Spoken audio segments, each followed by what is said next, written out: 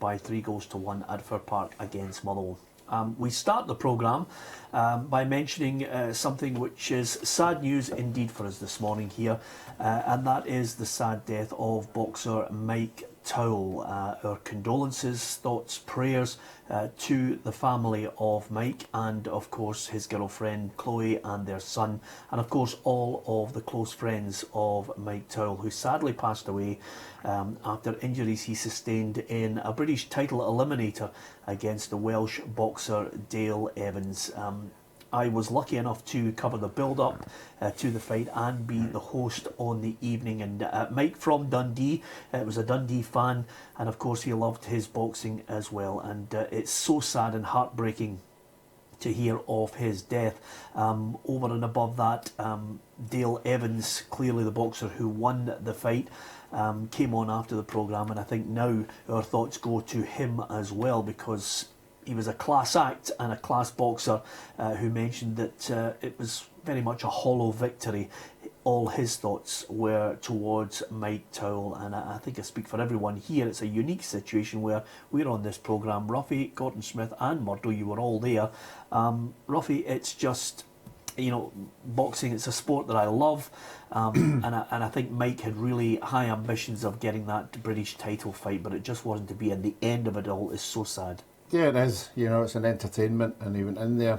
I didn't get a chance to speak to him, but I noticed beforehand, before his fight, he came into the actual stadium. He went round all the tables of all his supporters. He seemed to be very liked by everybody was there to get right behind him.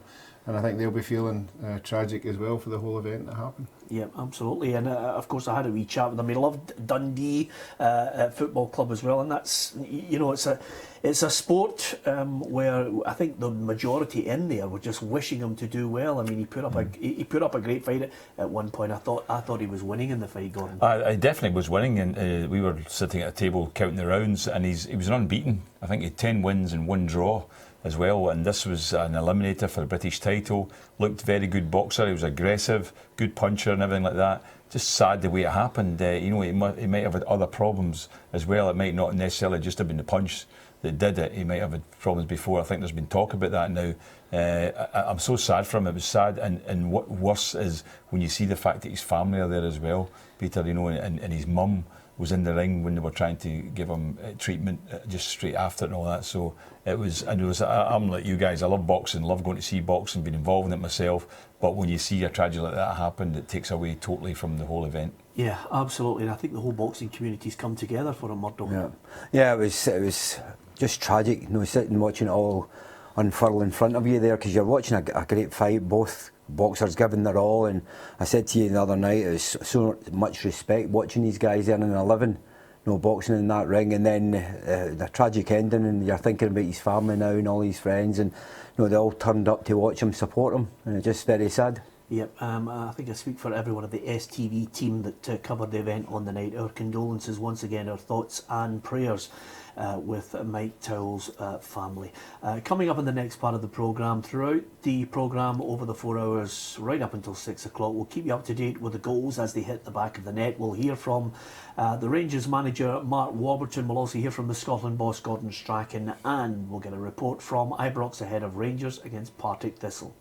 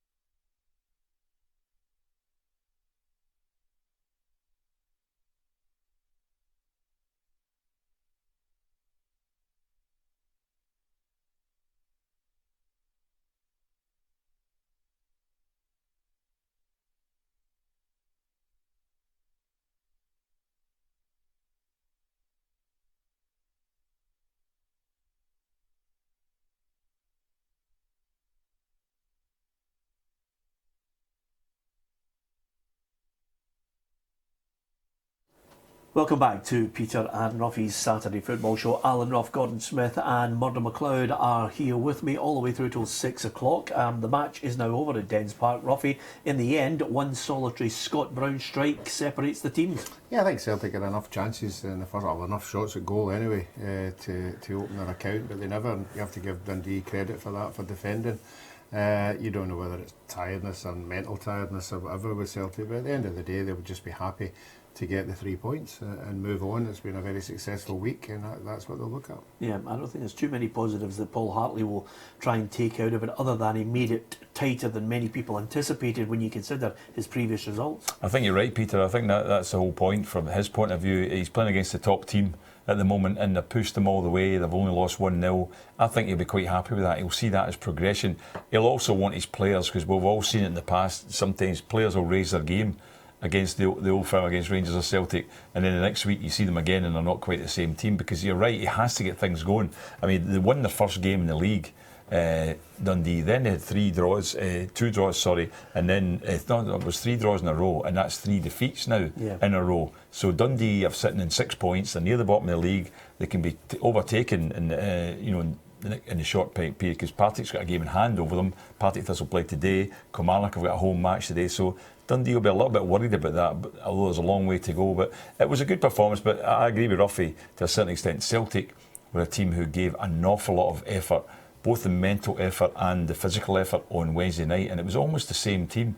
I think there was only one change to the starting lineup, so these players really gave an awful lot on Wednesday night. It's sometimes hard to just deliver it again 2 or 3 days later. Just picking up on that point, Murdo, here's a Champions League match where basically, Brendan Rodgers wanted them to, high press Manchester City. So suddenly, even the Manchester City goalkeeper doesn't get a chance to display his ability to kick the ball because he doesn't know where to kick it. At the end of that game, I thought to myself, these players must be going for a cold bath with ice in it just to try and recover, because they gave everything, as Gordon mentioned. Yeah, I think when you're a football player and you get a good result and your performance is really good, and it's not just your own, it's all your teammates. It was a fantastic night, great atmosphere on the ground, but then you've got to get it recover for today. And I thought it was fantastic from the manager to put all the same team out, bar one player, but put them all back in the park and say, on you go, you deserve it. Why was it good? Because you want to be involved in playing for your team. Yeah. 100%. In my time, I didn't know any football player who would be happy getting a rest after a game. If you've got a massive game in midweek in a European tie, and you get a good result, and then the Saturday match, no matter who you're playing, you want to play in it. You don't want to just sit back in the stand and watch your team playing. You want to be out there, and Celtic went out there and battled away again this afternoon. Tight match, Dundee worked really hard, but Celtic getting all 3 points, and that's just another one ticked off. Yeah, OK, before we start to look at today's games, just a quick reflection again, lads, on last night. There were some fantastic goals, Ruffy. Motherwell won, Hearts 3. I just, week in, week out, still think, for me, Hearts are a good bet to finish second. Yeah, like I said during the week, that I think somebody was due to get a bit of, not a hammer, but goals to fly in against them. I think the same will be with Rangers today as well. I think they're due 2 or 3 goals. But Hearts were impressive last night, and you're right, the 2 strikes, obviously, for Patterson, and you have to say James McFadden's free kick was superb as well. But at half time, I thought Motherwell were going to dig something out of the game, but when you score quality goals like that, it's always good to get 3 points. It was great goals, but the funny thing, the worst goal of the game was the one that maybe turned the game to a certain extent, I feel. Because I felt Motherwell were right in it, there was nothing, and all of a sudden Hearts got that real fluke of a goal, the deflection from Steve McManus, and that gave the lead just before half time. So they were coming out in the second half with that in front, and it put the pressure a wee bit on Motherwell then. But you're right after that, Peter, it was three great goals scored, no doubt about it. McFadden coming on as a sub, he's a coach now, and it was equivalent to the one last week from Aberdeen. Madison's goal, it was very equivalent to that. It was a fantastic strike into the top corner. So you're looking at it, and it was a good win for Hearts in the end up. I mean, as I said, I didn't think there was as much in the game in the first half as the score reflected in the end. I thought the Motherwell defenders never cleared their lines often enough or quickly enough. I think a lot of times they're getting the ball down, and I don't know whether it's just the way they're getting coached just now as well, Peter, that's, I'll try and find a man.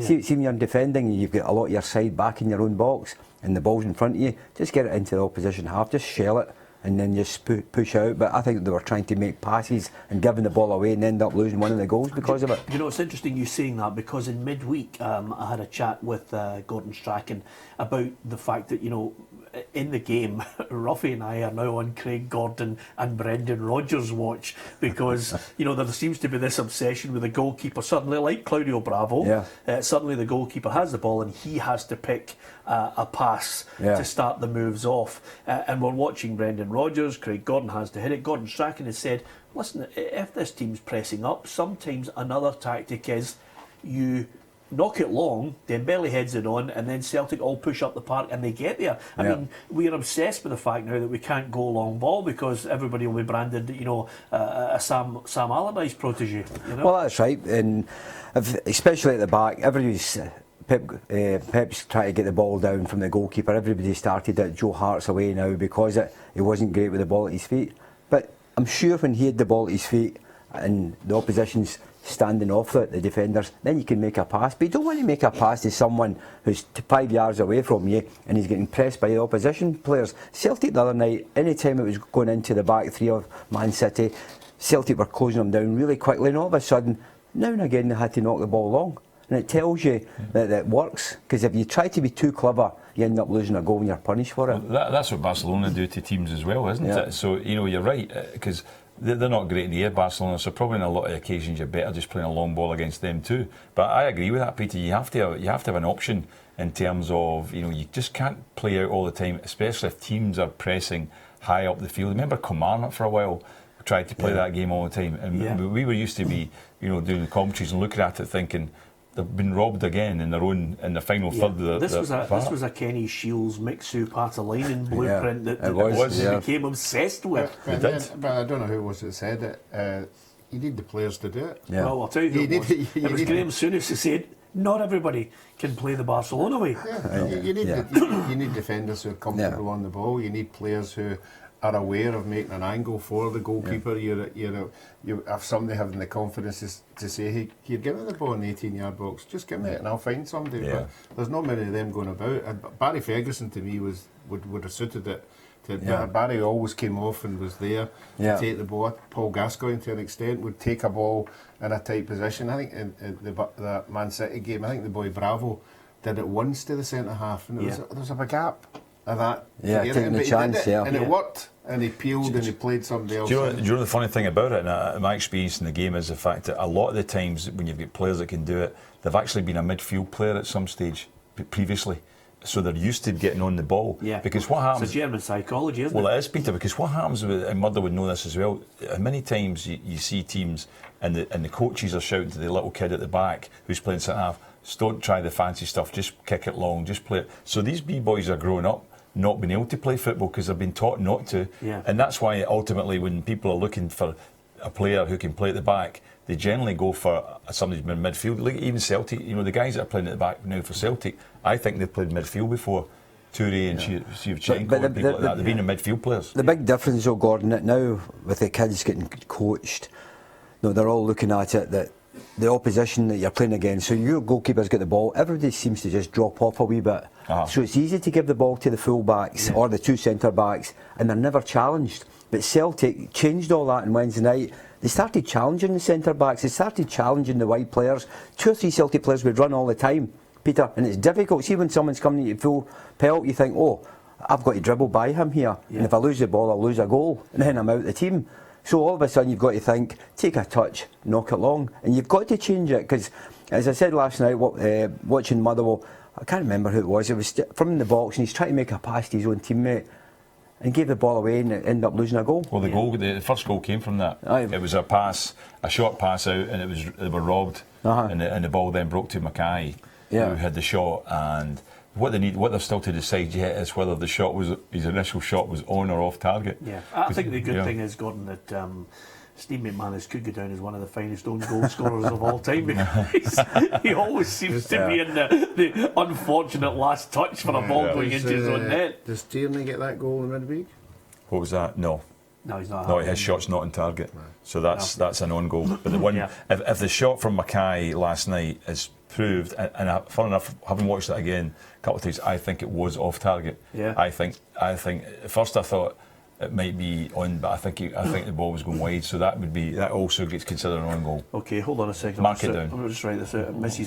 It's actually Nicholson who hit it. Mrs. Nicholson. Unfortunately, your son's not getting that goal, and just Mrs. Tierney as well. Your son's not getting that goal. Right to all the bookies as well. And they change it all. First goal scorer. You collect your money back in. So that is a big factor. I wonder if they do pay out on that, right? But the Tierney one was slightly different. There's no doubt about it. I don't think that wasn't going in the net. Well, what you do, Gordon, is quite simply when Tierney scores the goal or Nicholson last night, you rush up to the bookies. He's just announced it, and then he starts. That's right. Yeah. Cash in right away. Yeah, absolutely. Yeah. I'm only winding up. Listen. That's something we were talking about. The Motherwell 1, Hearts 3. So Hearts are in second place in the table, but of course we've got lots of great fixtures to look forward to today. Let's first of all get a little flavour of that match at Ibrox. We're going to hear from Mark Warburton shortly, but out there for Rangers against Partick Thistle, here's Andrew McLean.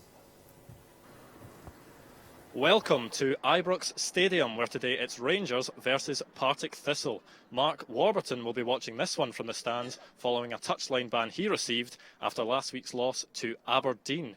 He said during the week that his side has been highly competitive in the league, despite the fact they've only won 2 of their opening 7 league matches. Alan Archibald actually played in the last fixture between these two sides at Ibrox, and he'll be hoping to lead his team to their first victory against Rangers since 1993.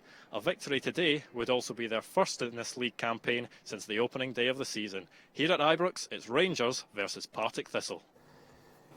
Yep, just setting it up nicely for us. The Rangers manager will be hoping, Murdo, that they can bounce back quickly from last week, which again, as ever, welcome to the hotbed of Scottish football. Yeah. I mean, I'm actually getting, I'm laughing at the point that Mark Warburton is continually chatting to English journalists saying he cannot believe the madness that follows any game, and the back page follow-up from Aberdeen against Rangers. Well, that's what happens at really big clubs. Yeah. All around the world at the top clubs, they've got to win and play well and score a lot of goals, home and away. It doesn't matter who you're playing, and if you're not doing that, Peter, you're under a wee bit of pressure. But because of the run they're on just now, they dropped so many points to Kilmarnock, to Hamilton, and then last week and the manager's on and he's been sent to the stand and all this kind of thing. But he's just got to accept he's at a massive football club. The press are onto him all the time.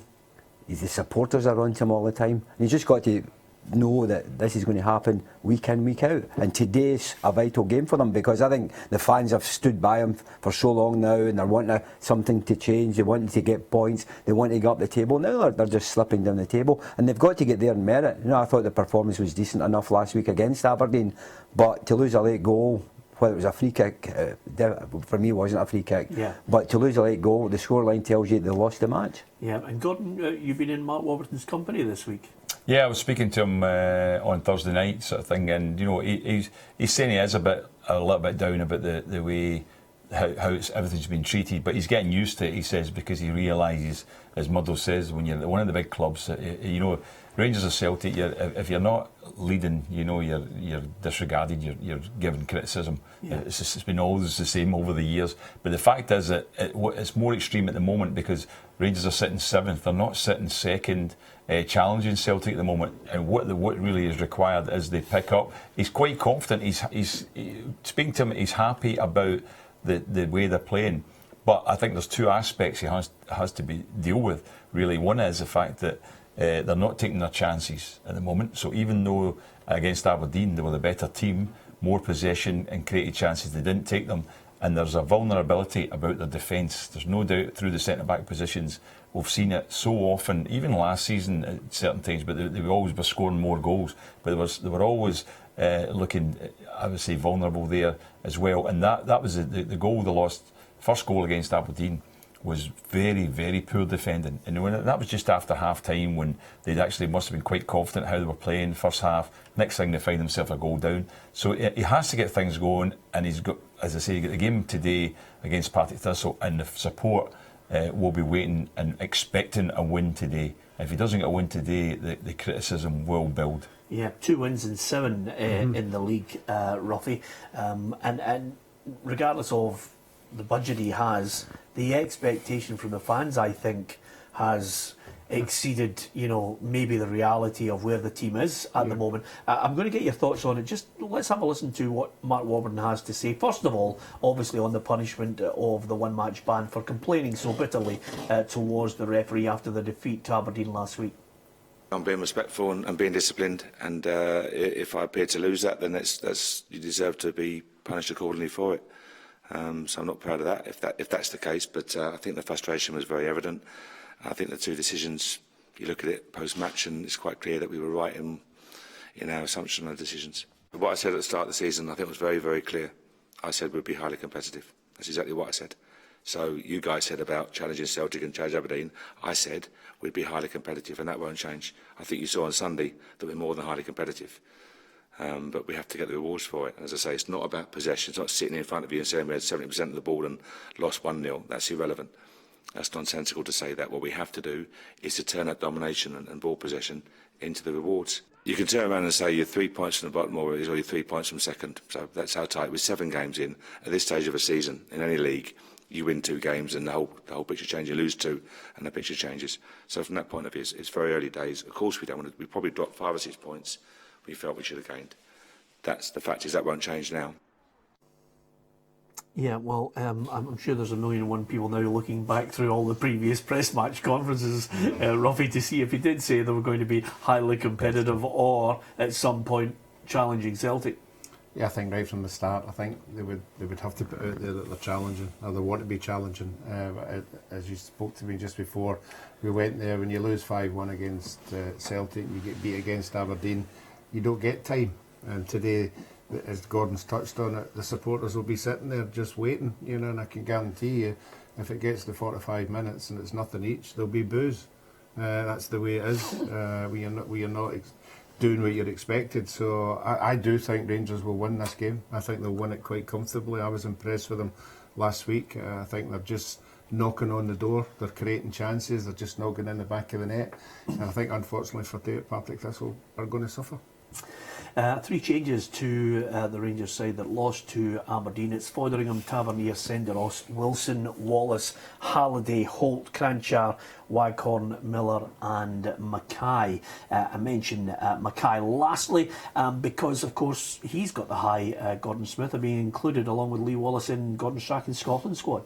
Yes, Gordon Strachan spoke very highly of him as well, and said that he and Wallace have a very, very good partnership. So in today, and I noticed, as I say, that Kenny Miller's back in starting as well. I think he'll be the central one, and Waghorn will be on the right hand side. So I think that Senderos being available as well. I think that he's putting out this. He's still not comfortable. He's been changing his centre backs game to game. As I say, the big threat they'll have today, because they're doing most of the attacking, because it's Ibrox. And the big worry will be for them will be just getting caught in the counter attack, because that is where Rangers have been vulnerable in the counter attack when teams quickly get at the Rangers. So they'll have to all be very careful today. They'll be looking for Senderos and Wilson to try and build a relationship today. But as I say, I agree with it. I think Rangers will probably win this game today. But we're looking at. It's wrong to say a challenge, Peter, because what the challenge the Rangers have is challenging for second spot this season. Yeah. Without doubt, there is that. We were speaking about that weeks ago. Yeah, well, let's nail that then. Are they good enough to challenge for second? Yeah, I think they can challenge for second. Yes, I do. Do you, Ruffy? Yeah, I do. Yeah, I think they will. Yeah, I do. Yeah, because watching the game last week, obviously that was the big challenge, because everybody was waiting for that match, because they've played the other sides. They've played Ross County, they've played Kilmarnock, they've played Hamilton. Now Aberdeen away from home, always one of the toughest venues to go to, Peter. And I thought that they were comfortable, they passed the ball well. But again, you've got a lot of fans thinking that's not enough. Well, Danny challenge. Yeah, but Danny Wilson's come out and said that they're not going to change the way they play. Well, they better change at the back, because they're shipping in goals. That's the problem. And along the back line, he is one of a number of players that are culpable for this. Peter, there's no way you can come out with a statement and say we'll play the same way. They've got to be better. They've got to change. Whether it's the attitude's got to change, the pressing the opposition team, that's maybe got to change. Defending better, that's got to change. You can't just say after having only 7 points that we're going to play the same way week in, week out.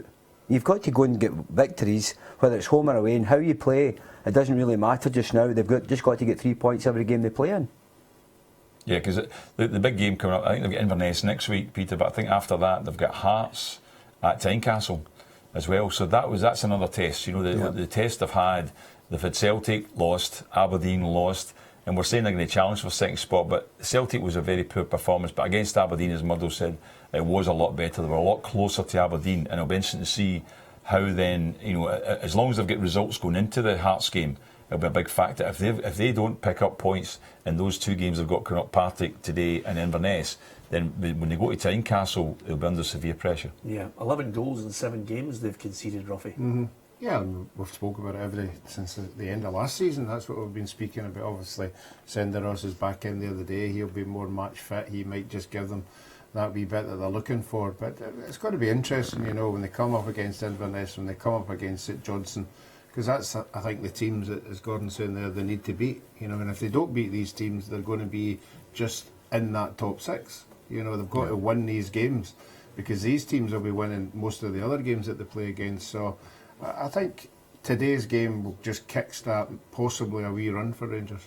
Yeah, and as for your old side, Partick Thistle managed to get a draw last week, but Alan Archibald, I think, will be looking at the table. He's well used to being in that half of the table. If there's one thing, you know, when Gordon and Murdo mentioned it early on, he's not going to panic. No, but he's been there for the last 3 years. He's been down the bottom for the last 3 years, but he has the ability in the last 2 months of the season to pick up points. It's a horrible situation to be in, you know, nerve-wise. You know, you've got to keep the fans on board. You've got to keep the players believing that they can just get out of the desperate situation at the end. But I think they're going to be in for a torrid time today. I think Doolan's not on the side. I think Erskine's struggling. Lawless might be struggling as well. And the unfortunate thing for Partick is they lose goals. You know, and Rangers will create chances. I can't see Partick Thistle going there today and shutting up shop and hoping they're going to get a nothing each or a 1 each, because I think Rangers will have 2 or more goals in them today. Okay, we'll hear more from our reporter Andrew McLean ahead of kick-off. We'll get updates from Ibrox Rangers against Partick Thistle as well. As far as the other news story, which just seems to rumble on and on, it's down at Rugby Park with your old team Kilmarnock. Let me first of all give you their starting lineup for the match against Aberdeen. It's McDonald in goal, Hendry, Byrne, Boyd and Taylor, Kilty in there with Adams, Dicker and McKenzie, and Boyd and Koulibaly up front. And I don't care about James McFadden's goal or indeed the goal from Callum Patterson. Can't see anybody managing to beat him for a goal of the season from last week against Celtic. No, it's funny, Peter. Everybody I've spoken to totally stunned by it, still talking about it yet and saying it was an amazing goal. But the thing about it was, and I think what was quite good about it is the fact that if Celtic had been 6-0 up, you would have probably said consolation goal, like immaterial. Celtic weren't bothered. But at the time it was 0-0. So there was more to the goal and more credit deserved, because it was a tight game at that point and he scored that goal to put them 1-0 up. So I think that also makes it special, because I say, if you're talking about a great goal and a 6-1 defeat, as I say, most times it would be written off. Yeah, absolutely. Okay, the other thing we're going to be talking about at the end of this game is Kilmarnock fans making a protest at the end of it. Yeah. Regardless of whether they won 6-0 or got a draw against Aberdeen or a loss, the fans are not happy with Michael Johnson. He won't leave. There are a number of people with substantial amounts of money who've been bailing Kilmarnock out. I don't know how this is going to end, because Michael Johnson just will not take the message. Or should he take the message, Murdo? Peter, I always think if you're not wanted in a place, it's time to move on. And I think Michael, he's been good for the club. Things have went really well in the early days, and over the last few years, the fans have turned against him. They give him so much stick all the time. You can't go through life like that.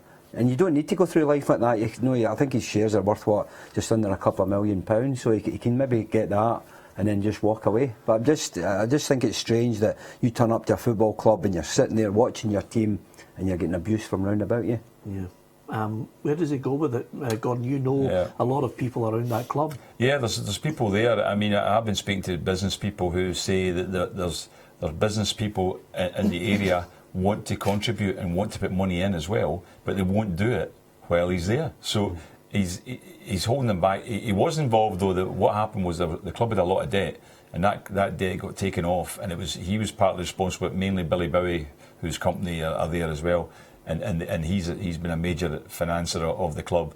in this short period, and the debt was reduced, which meant that Michael Johnson's actual, his share of the club is bettered because of that. So he's got a value there, because if that debt had remained in place, there's no way that MD would have said, we'll buy this, we'll take this club over, and you can still have a payment for it, because it would say the club's not got any value. But because that debt was cleared, the club has a value, and I think that that's one of the things that Michael Johnson's very strong about. The other aspect some people have said is that because he's on the SFA committees and things like that, he doesn't want to give that up as well. He enjoys doing that sort of thing, so that's something that he doesn't want to take away. Yeah, that beggars belief. The one unfortunate aspect of this, Kilmarnock under Lee Clark will always be shackled with wondering where the money is going to come from, and can they sustain running week in, week out? Yeah, well, as he said on paper, all I'm doing is interested, and all I've got to do is 90 minutes of football. That's what I'm here in charge of. I'm not here to deal with the finances. But he's right, unless Michael Johnson moves on, he's going to suffer, because if the other people get in, they're going to give him money. They're going to give him money. The support might come back. It's a terrible support for Kilmarnock. In the old days, you used to get in there, be 10 and 12,000. Yeah. They need somebody in there to entice these supporters back. Okay, let me give you the Aberdeen team ahead of this, and we'll talk about Aberdeen after the break. Lewis, Logan, Taylor, O'Connor, Considine, Shinnie, McLean, Hayes, McGinn, Madison and Rooney in that starting lineup, and they'll be on a high after winning against Rangers last week. So many former Dons players commenting on the fact that they may not have played well, but they won the match. We'll get Murdo, Gordon and Ruffy's thoughts on whether that's championship winning form or indeed finishing second. All to come on Peter and Ruffy's Saturday football show right after the break.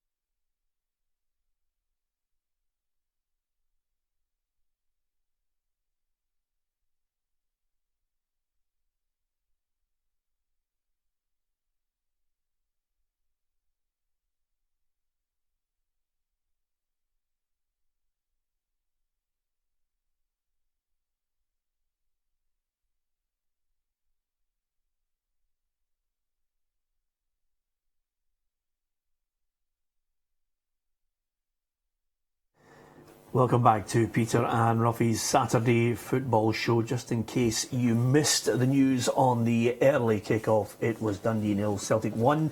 Captain Scott Brown scoring the decisive goal to get all 3 points for Brendan Rodgers' side. Let's talk about Aberdeen. Murdo, there is a danger sometimes if you only live in a city with one team that people get, slightly hysterical about wins and tipping them to go all the way. Yeah. I always feel as if the central belt of Scotland kind of brings things back down to earth, a sense of perspective. OK, they didn't play well and they got the win with a wonder goal against Rangers. Did you see in that match and signs over the last few weeks that Aberdeen under Derek McInnes this season could be second, could be first? I don't think they're as strong this season as they were last year. I thought last year they were more consistent. I think they played better football. They worked better as a unit. They had a better start. Yeah, and I think just now, watching them last week, I thought they depended on the pace going forward, counter-attacks, where normally they get the ball down, they play good football, and as they go forward as a unit. But I just felt that it was just a long ball and it was a chase after it. And then it was the wide players that caused Rangers problems. But people like Maddison, I was surprised he didn't play from the start last week, because I think he's been a good signing for them, a loan signing. But I just don't think that they're up to speed yet. Maybe they'll be thinking, well, it's still start of the season, we're into 8 games we've played here, and maybe they're thinking it's going to get better. But last year it was a long haul. They were always Celtic were always a distance in front of them. A couple of times they closed the gap and everybody get excited. Now people up in Aberdeen, this is our year. And I think this year it's going to be more difficult for them even to get close to Celtic. Yeah, I think Celtic, are going to win the league comfortably. So Aberdeen, as I say, Aberdeen, Rangers, Hearts, the fight is for second spot. I was a little bit disappointed with Aberdeen. I was expecting more. I thought Rangers would get the tougher game last Sunday, even although Aberdeen ended up winning it.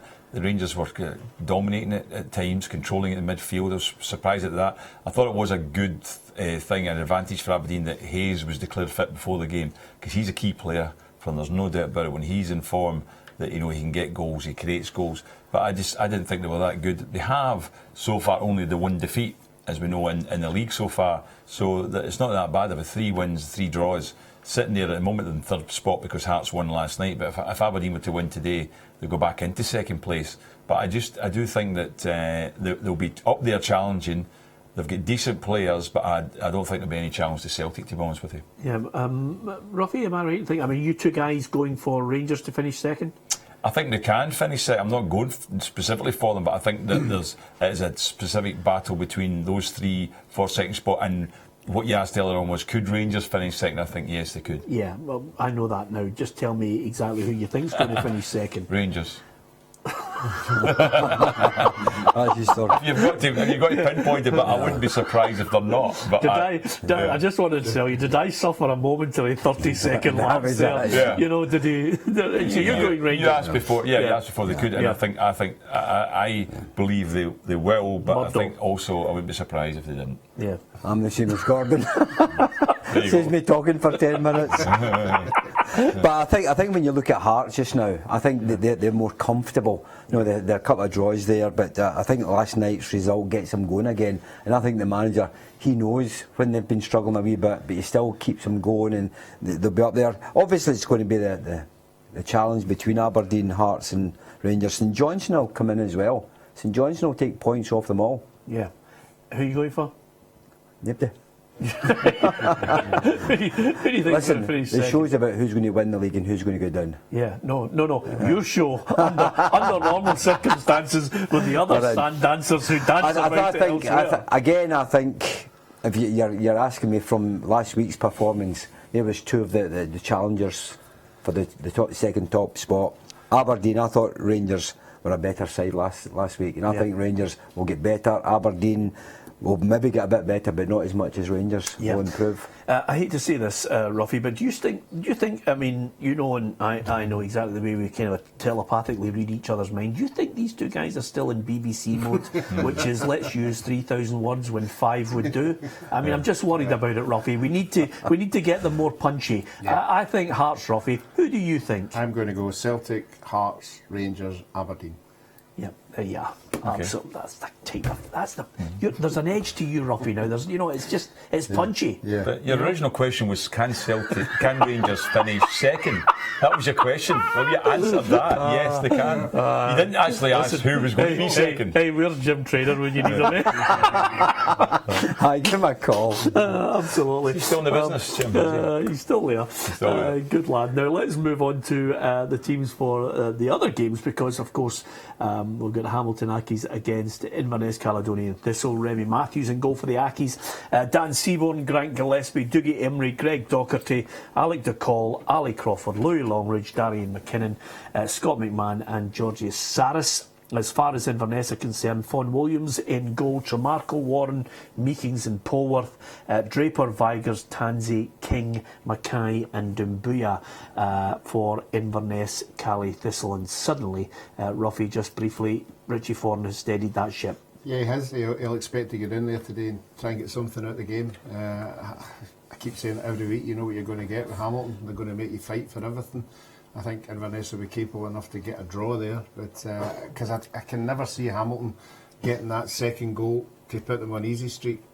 So I'm going to go Inverness to get a draw. Okay, we're going to talk Ross County against St Johnstone after the break. We'll be back to Ibrox confirmation of the lineups ahead of Rangers against Partick Thistle. We'll also hear from the Scotland manager Gordon Strachan, who's very complimentary about two particular Rangers players. We'll look at the Scotland squad for those big matches, Lithuania and Slovakia. And we will go into the Championship at League 1, League 2 and the Barclays Premier League as well.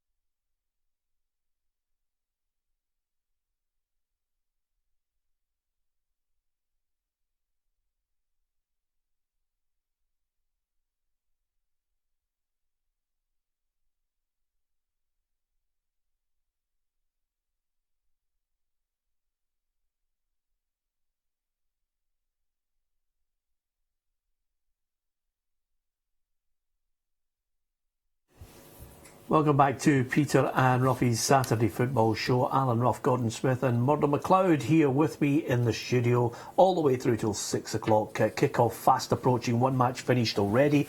Dundee 0, Celtic 1, Scott Brown with the decisive goal. Last night it finished Motherwell 1, Heart of Midlothian 3, Hearts in second position in the table. Can they maintain that all the way through the season? Maybe put up a real challenge to Celtic? Give us your thoughts if you're a Jambo out there at Peter and Ruffy on Twitter, facebook.com/Peter and Ruffy as well. We'll read out some of your messages, your interaction with us throughout the day. If there's anything else that's bothering you in football, we'd love to hear from you at Peter and Ruffy on Twitter and facebook.com/Peter and Ruffy. Let's go to Ibrox. Confirmation of the team news from Andrew McLean. Rangers make 3 changes today for their Scottish Premiership clash with Partick Thistle at Ibrox. Senderos, Cranshaw and Kenny Miller are all back in the starting lineup, with Clint Hill, Harry Forrester and Joe Garner all dropping out. Abdul Osman is back from suspension for Partick Thistle. He's in their starting lineup, along with Callum Booth, who also comes in. Barton and Elliott drop out. It's a 3 o'clock kick-off here at Ibrox. Rangers versus Partick Thistle. Going to have a word with him, Ruffy. Not necessarily, you're not the best person to talk to about hair, but he's one of the trendy ones now. That's the latest fashions with the hair. But that's what happens if you stand out in the north to west wind. You know, there was a moment there, Murdo was heart in mouth, wondering where he was going. Yeah, where he's been to get his hair done at first, and I was worried. No, he's very good, isn't he? Yep, absolutely. Yeah, good to have Andrew McLean there. So let's look at the teams for Ross County against St Johnstone as well before we get to overall fixtures in all 4 divisions in Scotland and the Barclays Premier League. It's St Johnstone at Dingwall against Ross County. So first of all, the Ross County side: Foxwoods, Quinn, Boyce, Gardine, Fraser, Rutis, Van de Veg, Davies, Morrison and Franks is the starting lineup for the Staggies, and it's Clark, Alston, Anderson, Davidson, McLean, Swanson, Shaughnessy, Foster, Easton, Kane and Craig. It's just so unusual, Murdo, seeing a Saints side without Mackay's name in it. Yeah, it's a strange one, isn't it? After all these years being a great servant. But again, you're looking at Ross County. They've been very consistent again this year. A couple of hiccups at the start, but they're comfortable now. They're up there. St Johnstone as well. So there's 2 sides. It's just sitting in behind Aberdeen, Hearts, Rangers. That's everybody's thinking. These 3 will be fighting for second spot, and these 2 will be looking to get into the top 4 or 5. Yep, and again, I think it's one of those little master strokes getting Chris Burke.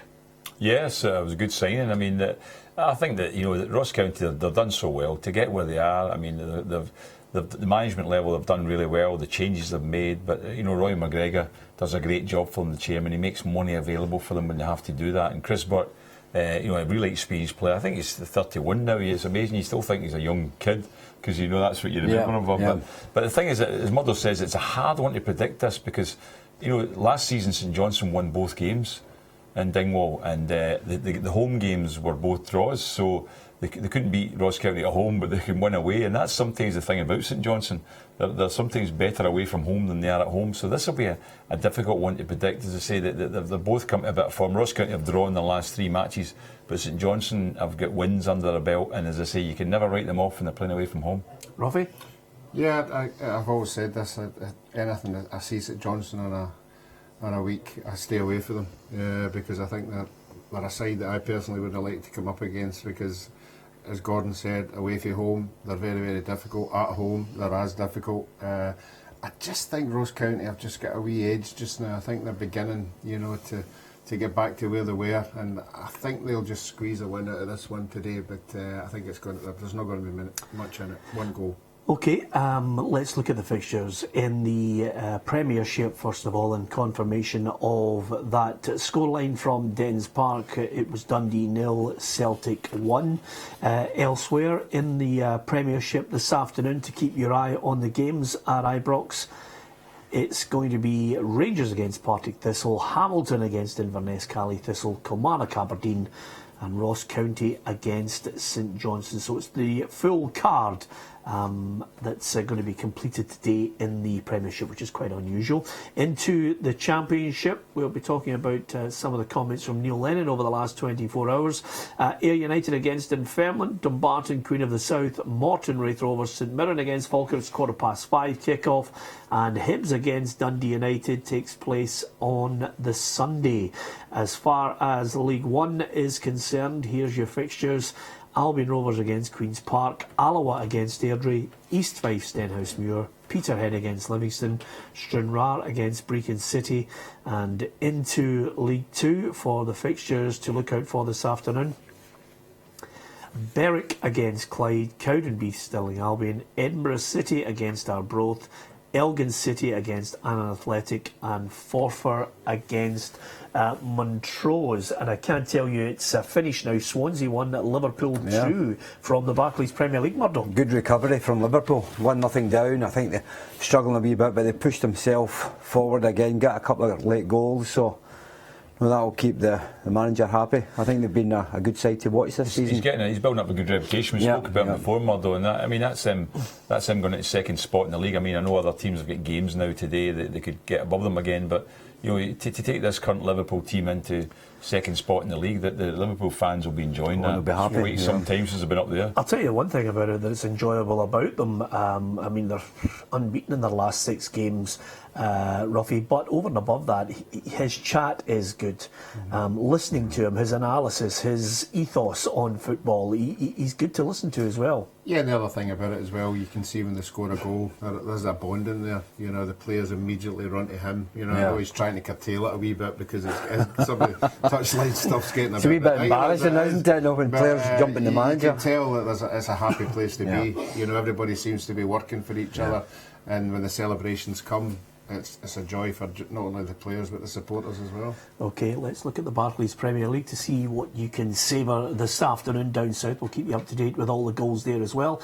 Everton 1, Crystal Palace 1 from last night. Lukaku for the Toffees, and it was Benteke scoring against Everton for Crystal Palace.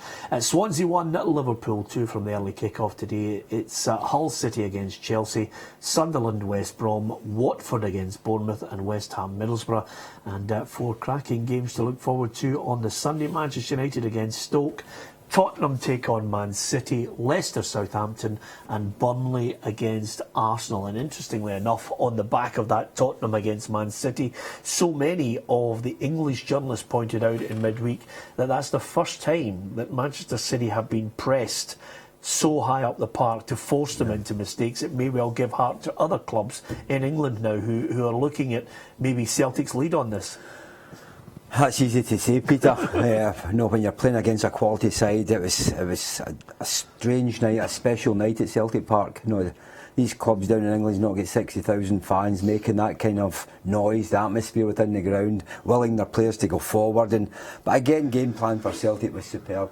No, never allowed Man City to get time in the ball because they're used to it. It's all the big sides. They think, oh, we're the better team, we're the better club, we've got the better players, we can take our time in the ball. Celtic changed that all during the week and made them really work hard to get their point up at Celtic Park. Yep. Lots to talk about this afternoon.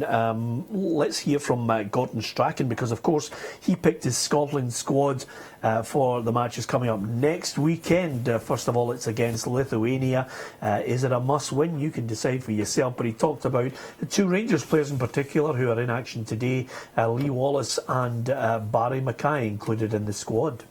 First of all, we've got to look at the 2 games and what we want to try and do.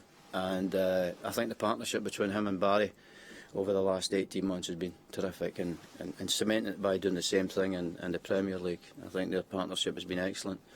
And being with him the last squad, I knew he was a right good kid, but he was good about the place even though he was injured, you know. And then he came up, he gave up time with his family to be there. I like that. So back in again.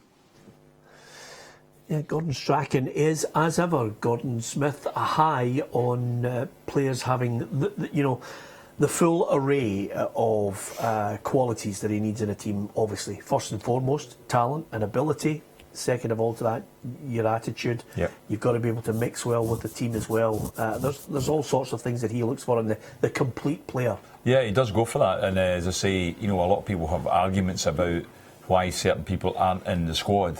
And he doesn't quite come out and say it, but I think he gives that impression that it might be because of their attitude they're not in. Like Jordan Rhodes was an example of that, and Ross McCormack as well, who I felt should be in the squad, didn't make it. And he's a really good top player, but Gordon Strachan has got that in mind, and he really needs to get.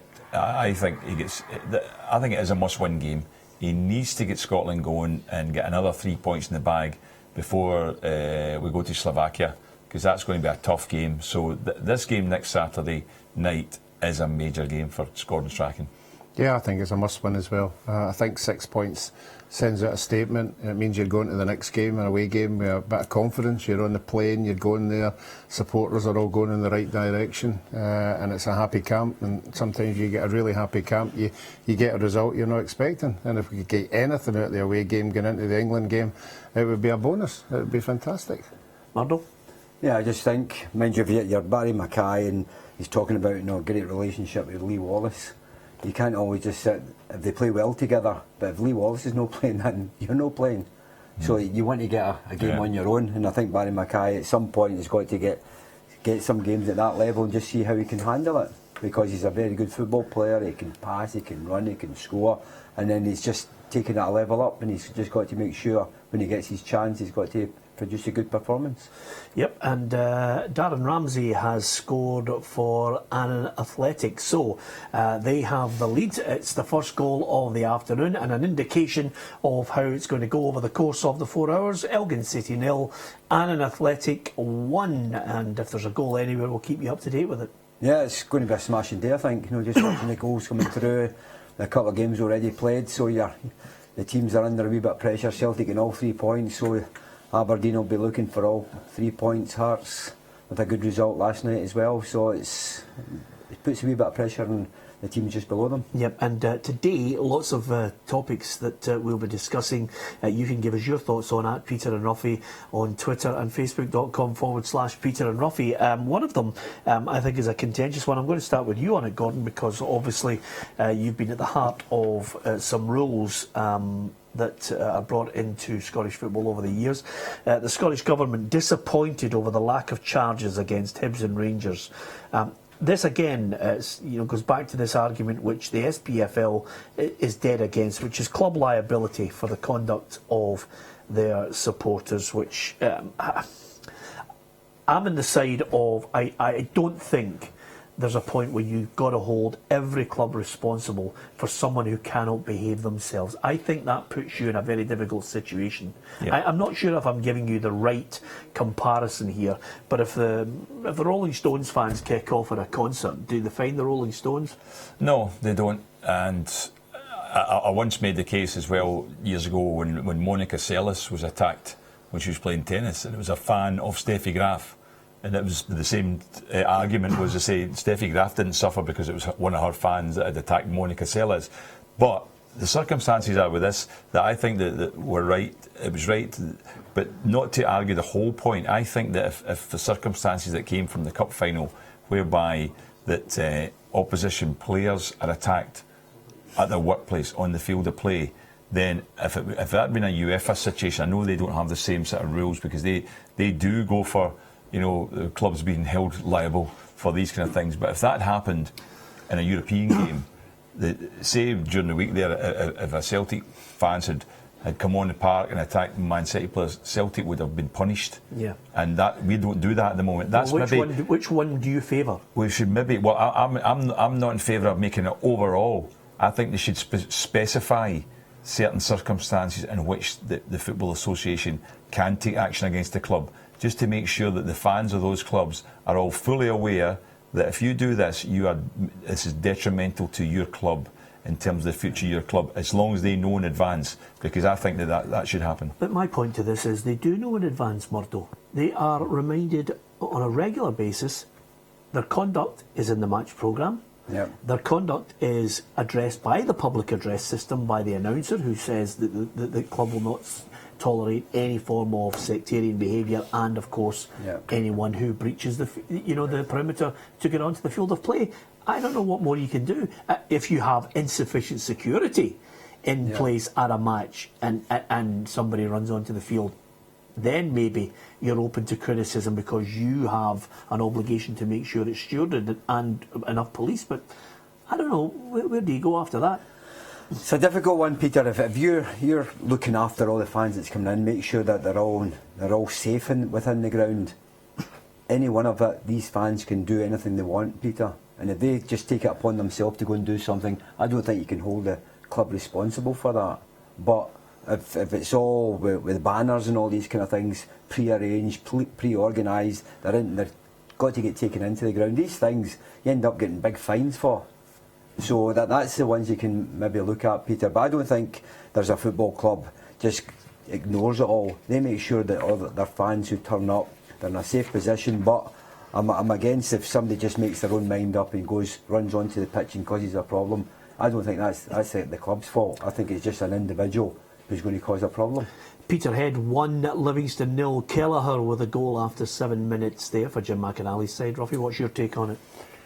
Well, there must have been at one stage that they had a meeting to discuss what they were going to do. There must have been a show of hands. It looks as if a lot of clubs have thought, well, it's more likely to happen to us, fans get on the park, than others. So there's been a vote. I think it was a 40. I think it was a 40 to 2. I think was the vote of the 42 clubs. Quite emphatic. Very emphatic. Not quite. Very. So if that's what they voted, not quite. Brilliant. If that's the way they voted, then that is the rules. Now that it's happened, are they going to go and have a meeting and change it? Yeah. Are they going to say, right, we're not happy with what's happened there, let's have a meeting and have another vote and see what way we want to go around? I think if it's at your own ground, and you're policing it, you're stewarding it, then I think you may be a wee bit more responsible. But when it's at Hampden, I mean, I don't know who organises the police and who organises the stewards, but it was obviously there was a bit of mistake. But I just think the volume of people that ran on the park, what could you have done? Yeah. You couldn't do anything about that, but what I'm saying to you is if the supporters know they shouldn't do it, they were told in advance, you can't do this, can't do that, it's out of order if you do it, and you'll be punished if you do it, that's fine. But what they've done, they've made a statement saying the club will not be punished. But if your fans are doing something which is very, very bad and detrimental to the club, as I say, if that had been a European game or a world game, that the fans had come on and attacked players from the opposition, something serious would have been done about that. And that might be you might just make one, in terms of that specific category, the clubs will not be blamed for anything the fans do unless it's this. But surely what they're doing just now is the best way. The police are taking action. The police are physically identifying the people and physically punishing them, because that's the people who should be punished. The people who are attacking the Rangers players, if an the people who individual, are causing...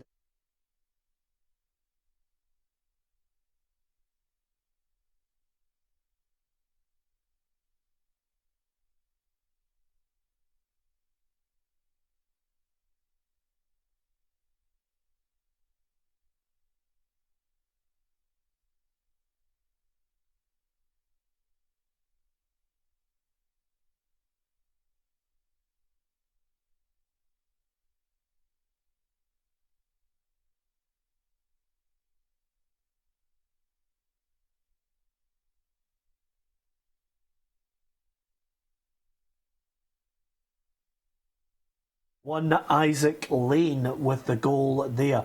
So goals flying in the lower leagues, looking for some of them to fly in the top division of the Premiership. Now here's again so many topics that I'm talking about that are contentious.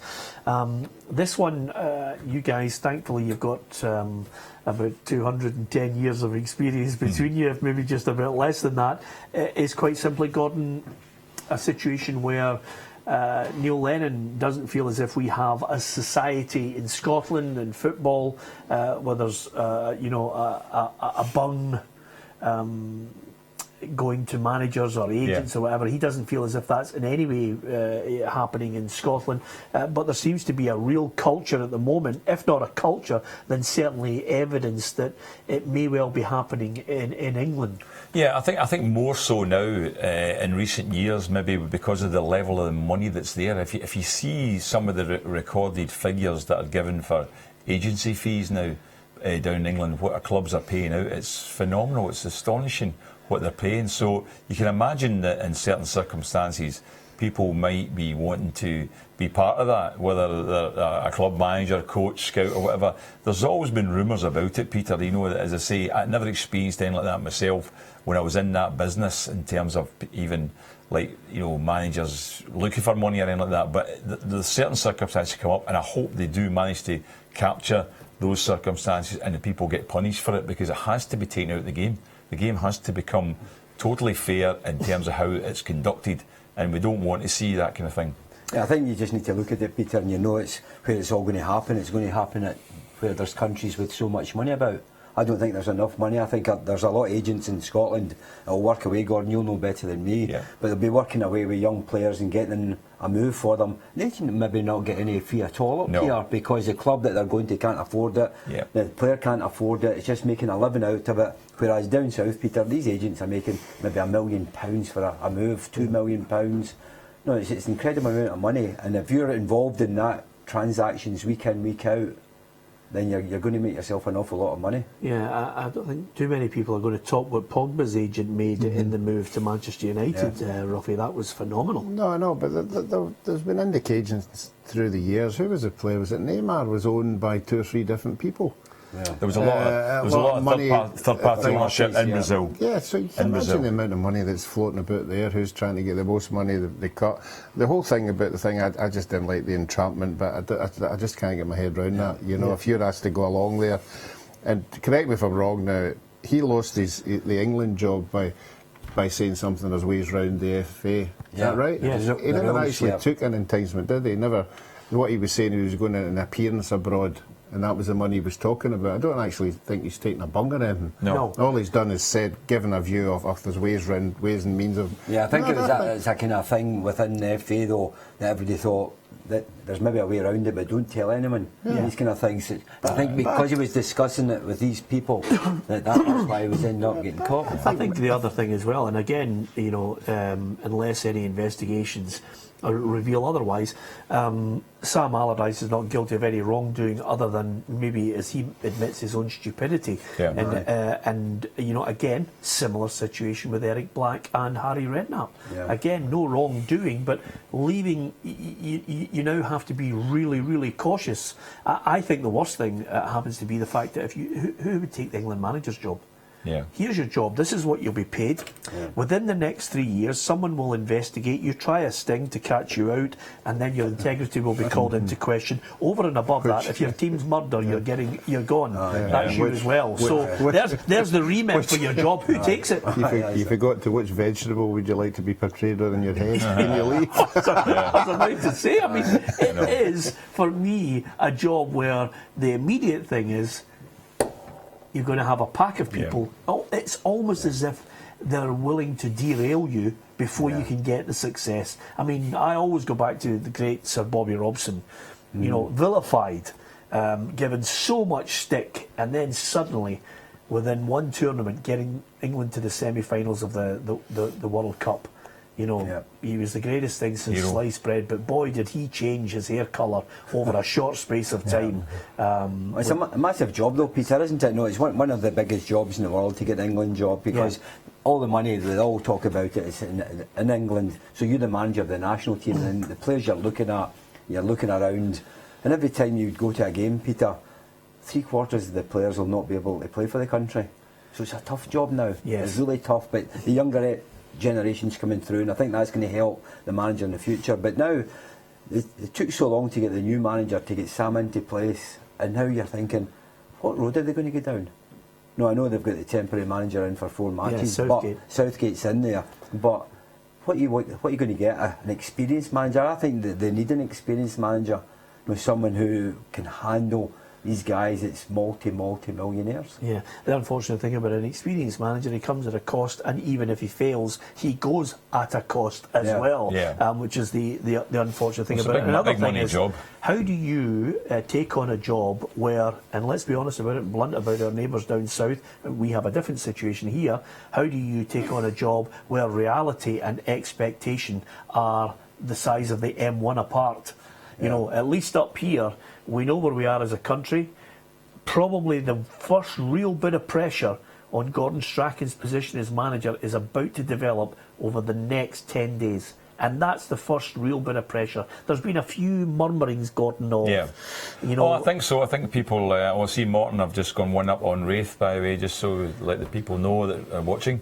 And Hamilton have gone one ahead against Inverness too. So Ruffy says they don't get two up. So we're waiting for the second goal now. We'll wait to see for the second goal. No, I think you're right, Peter. I think that, you know, it's a tough job, a national team manager anyway, because you're only getting your team together every so often. And Gordon Strachan he's already had a degree of failure. It'll be regarded as failure in terms of what happened in the European Championships. So he needs to get things going, because his job is under pressure. He's under scrutiny now from the Scottish, the fans, the press, everybody to say, you've got to get us better. It's going to be even tougher though, because to be honest with you, in the European Championships, you know, you're looking at, there's 3 places were a possibility for getting us out of the group.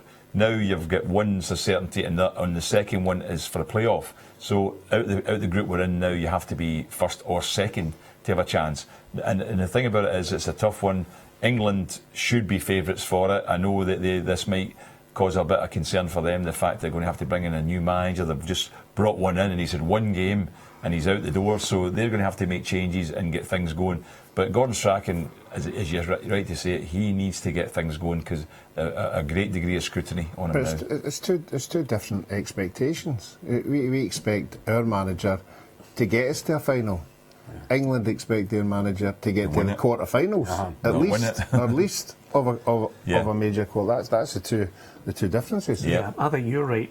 Win it. That's the unfortunate thing about it. I'd hate to be in that predicament, but quarter-final at least you're right. Do English people still think that now? What? That they're going to win the tournaments? I don't think they think they're going to win the tournaments. I think the minimum expectation, because of they think, and I'm not being disparaging towards the majority of English people who look at it, they probably think it's the best league in the world. It's certainly the most exciting. It's not the best league in the world, but that's not English players that's making it the best league in the world. Absolutely, but I think also you have a situation where there are a number of English players who are elevated to a level that they are not capable of playing at. It's almost as if the PR on the spin on the type of player that they have at their disposal is not at the level that could win them a world tournament. But you're right with that, Peter, but who elevates them? It's all the media. Lifts these guys up that they're the top players, they're this, they're that. Then they're turning out for their country, and they're not good enough. They can't play at that level. I think most of the English fans, you go and they watch the team, and they know the team's not good enough. But I think because of the media, they hype it up again. But can I ask you something?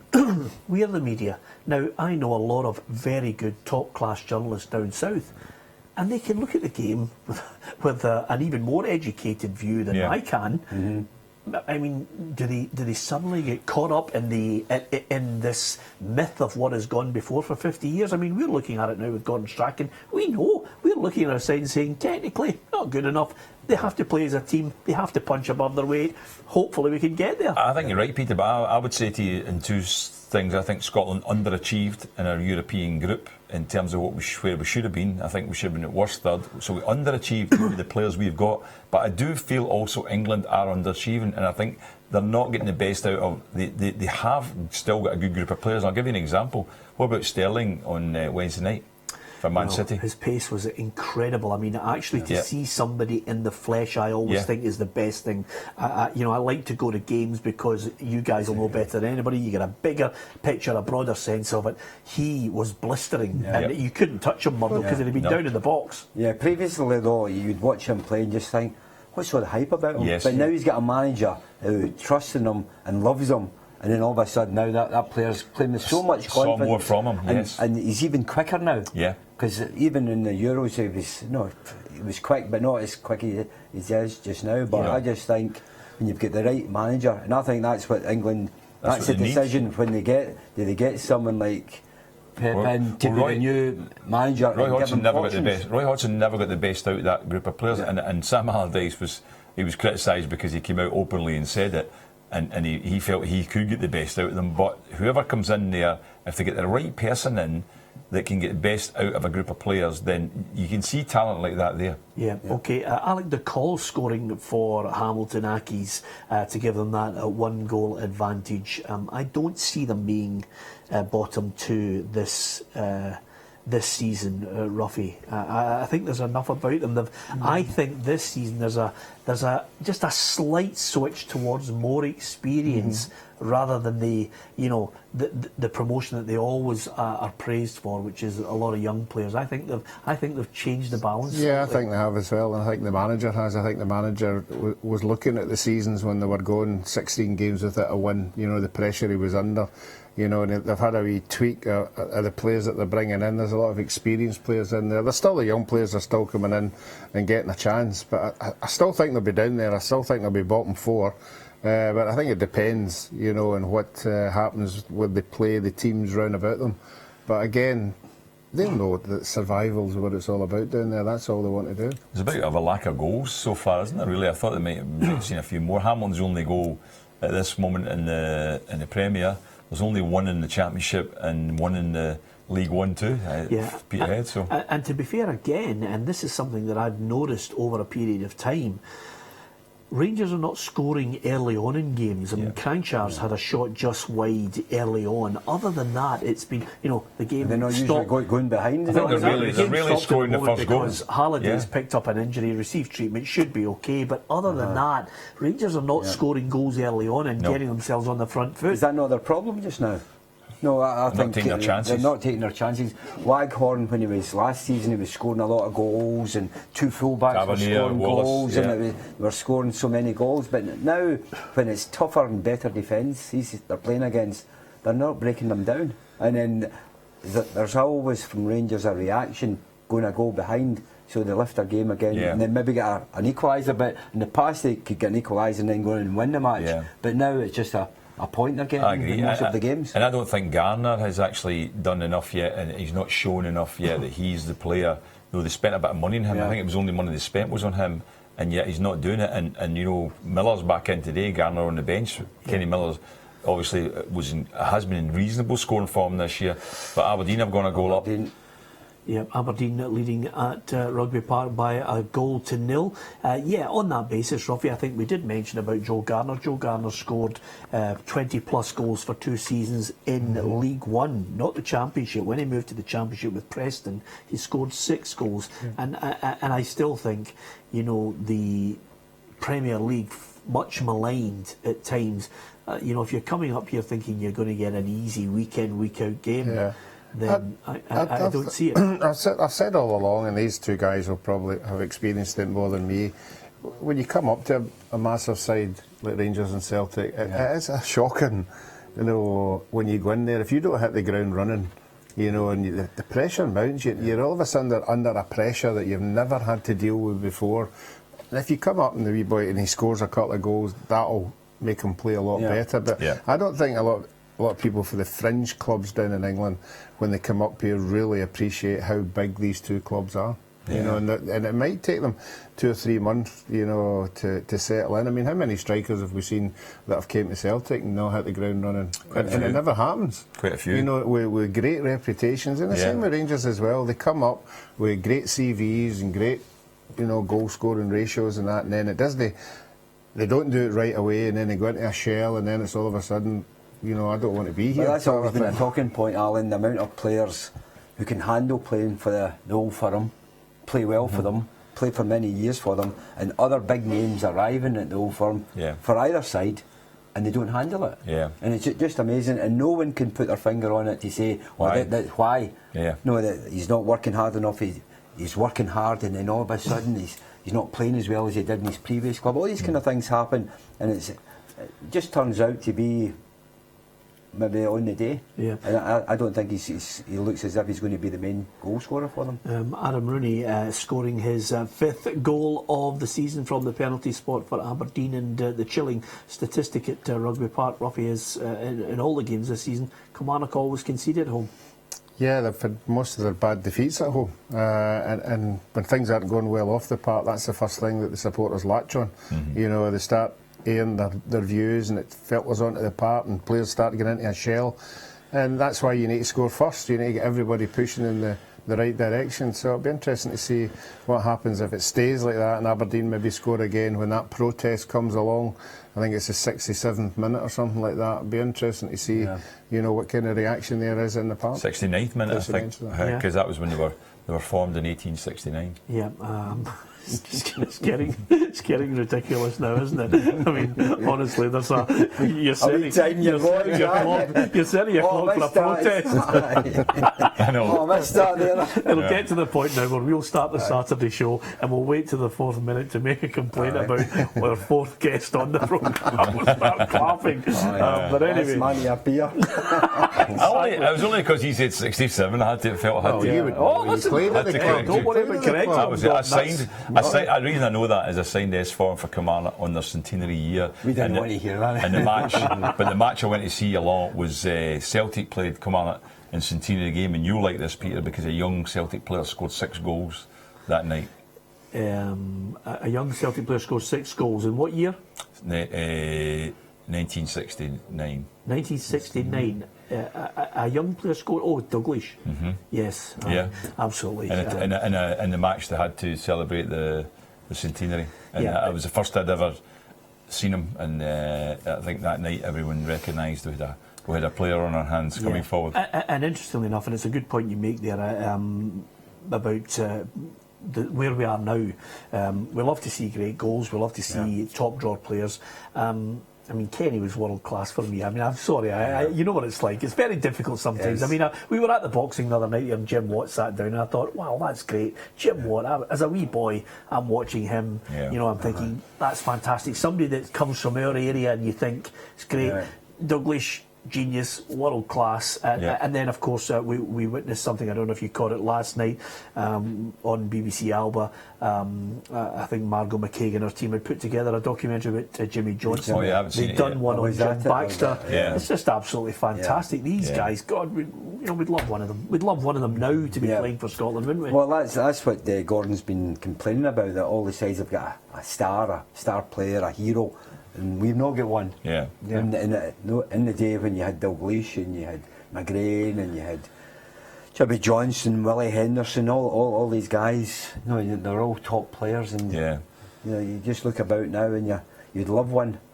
Yeah, absolutely. The Jimmy Johnson documentary was fantastic. I thought very emotional. Great to hear from the family all the way through it. Very humbling watching the whole thing. And I think the great thing about it, and you'll never believe this, you know, one of those nights when you get in control of the telly, Gordon, you've just got to watch everything that you would possibly love to watch.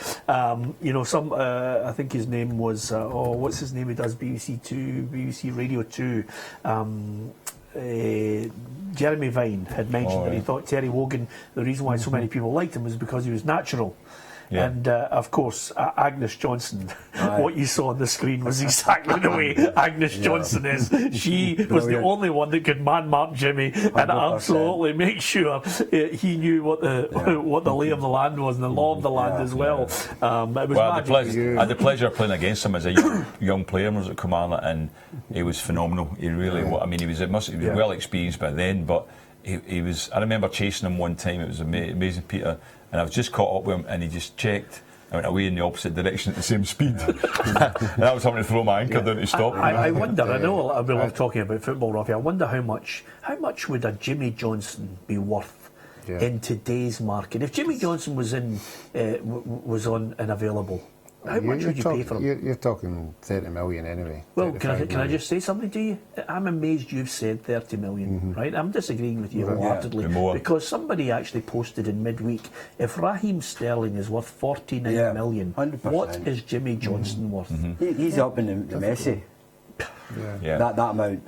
Can I tell you a story about Jimmy? One time he came along to training when Davy Hay was the manager, and we're up at Barrowfield, and he's going to join in, and then we had the usual warm up, and we were all ready, and then we had 16 of us, so it's a big circle, and every day was counted 1 to 8, and then 1 to 8. So the circle just spread, get wider and wider, and then you shout a number.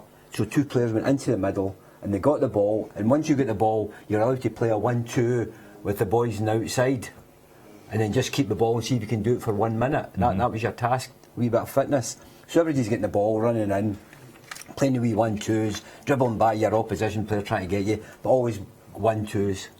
And then he shouted number 4, and it was Dom Sullivan and Jimmy Johnson.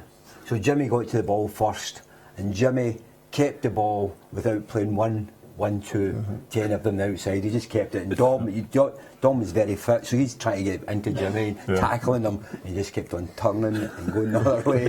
We were just standing clapping him. It was just wonderful to see him. And that's someone, a lot older than us, and he's turning up at training really fit. He was always very fit. Yeah. Gordon saying he had the pleasure of playing against him when he was a young guy. I had the pleasure of actually pushing the boat out that he was in.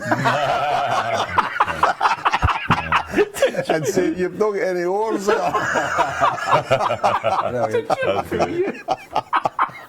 It seemed a good idea at the time. So you ended his Scotland career. As he just disappeared. Hi, Jimmy.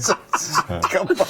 But you talk about that, but that's a great story. But there's Bill Rangers have got the goal, Gordon. They've scored. It's Cranchar who's scored it. So finally, after just 11 minutes before the break, they've got the breakthrough, and it's Cranchar. They'll be home to hang on to that now before half time in order to go off, as Ruffy says, to avoid getting a bit of stick going off. But I was going to say to you, Peter, about Jimmy Johnson, obviously we'll finish on that, was that Billy McNeil told me that he reckoned, and all the players reckoned that, and I think Jock Stein did tell him years later, that Real Madrid made inquiries from, remember he played, was it Di Stefano's testimonial game? Yes. He said Real Madrid were trying to get him after that game. We're asking how much do you want from him and all that, and Jock Stein said he's not for sale. And all that, and Billy McNeil said it was only years later they found that out. To be fair, let's be honest about it, I'm not being in any way overly patriotic. Where would you want to be? Madrid or Uddingston? I mean, you just stay in your council house around your mates. Bob, in the documentary, when all his old teammates were talking about it, when Jimmy came for the first training session, and I think it was wee Bobby Lennox said, "What's the ball boys doing up here for?" Just so small, just turning up, a wee boy turning up. Magic. Absolutely magic. Listen, Albion Rovers 1, Queen's Park 0. Stephen Boyd with the goal as well. That division, I think I'm going to find it very difficult, Ruffy, to pick. I think the lower divisions this year, I mean, I had Peterhead, I've got Clyde in the mix, I've picked Hibs, and I think everybody in their grannies picked Celtic for the Premiership, but the bottom divisions, I think, are going right to the wire. Yeah, I think so. We thought Alloa, who went on that fantastic run at the beginning, they're 1-0 down just now. So again, that's not going to be a predictable league. I think League 2 is going to be the hardest one of the lot, because everybody will have on saying, and it's a league with the most goals scored, because obviously defences aren't on top, but I think it's tight, the lower divisions you get in. Yeah, I'll tell you right now, I wouldn't like to be David Moyes at the end of every press conference. Sunderland 0, West Brom 1, Chadley with the goal there. At home, it's almost as if he's just desperately trying to get a win. I thought when Defoe scored 2 the other week, they were really nervous hanging on to it. Absolutely. Only Sunderland could be 2 goals up and nervous. Well, that's what happens though. You're at home and you're playing really, really well, Peter. You get 2 goals, and then all of a sudden it's a panic. Oh, they're coming forward, they might nick a goal, and that's all it was, panic, and then they end up losing the game. They're fortunate there's not much between sort of Middlesbrough, who are like 5th bottoms on 5 points. There's not a big gap down to them, but they're sitting in 1 point after 6 games. You know what I mean? 5 defeats and a draw, Peter. And if they lose this game again today, a home game, I can imagine the fans' reaction is going to be there. David Moyes is certainly going to be put under pressure with this one too. Yeah, I think it's a club that has no real stability, and I thought they stacked Steve Bruce too early, Ruffy. I think now they've got to stick with him. They've just got to say, right, okay, even if we scrape into this division and stay in it by a point, who cares? Just till you get it right to build it. I think David Moyes has already come out in press conferences and tried to get that point through to the supporters. What is your expectation? For the last 6 or 7 years you've been in the bottom 4. So it's not, I'm not going to turn it right away. You know, obviously you need finances when you see what everybody's spending round about you. As Peter said, you need a bit of stability. You know, you need the players to get to know each other more than anything else. But, you know, I think this year, just him being in there, if he can survive again, you know, then obviously it's up to the owners to see much of that fantastic amount of money that they get that it allowed them to spend. It's just getting their first victory, Alan. Yeah. If they can get a victory, that would just lift them away off the bottom, and there'd be a wee bit of confidence about the club.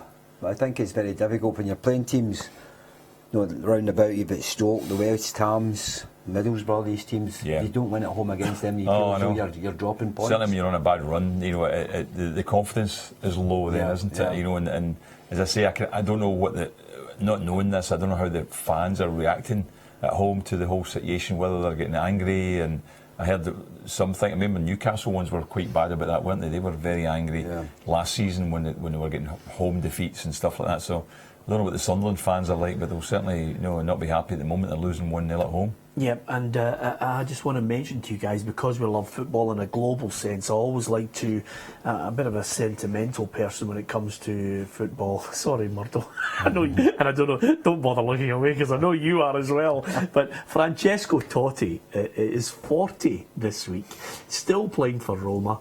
I mean, he's an absolute legend. Yeah. I will be so sad to see him, you know, wave goodbye to the Roma fans and say enough is enough. In midweek in the Europa League as well, you know, against Astra Giurgiu, he's created 3 of the goals. I mean, he's 40 years of age. He's absolutely magnificent. Especially playing in a league like that. Normally you think you'd go down the leagues and just still be making an appearance now and again, but to be playing in the top league in Italy is just fantastic. And even better than that, I mean, not that Roma are going to be, you know, short-changing him, Ruffy, on his money, but he could have moved to Real Madrid if he wanted Barcelona. He's that good. He was that good. He's still, even at 40, is that good.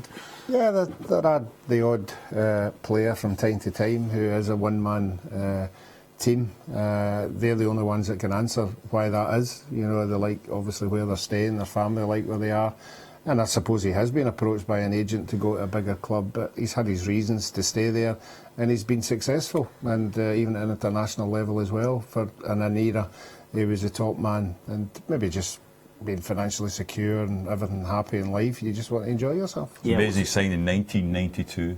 Yeah. He signed for Roma. It's incredible, isn't it? It is unbelievable. What's it like being happy in your life, Ruffy? It was just fantastic. I think you need to have maybe 10 million in the bank. that would start. Yeah, Ruffy, if you get 10 million in the bank, I'll be raging. I had 10 million in the bank, I wouldn't be sitting here.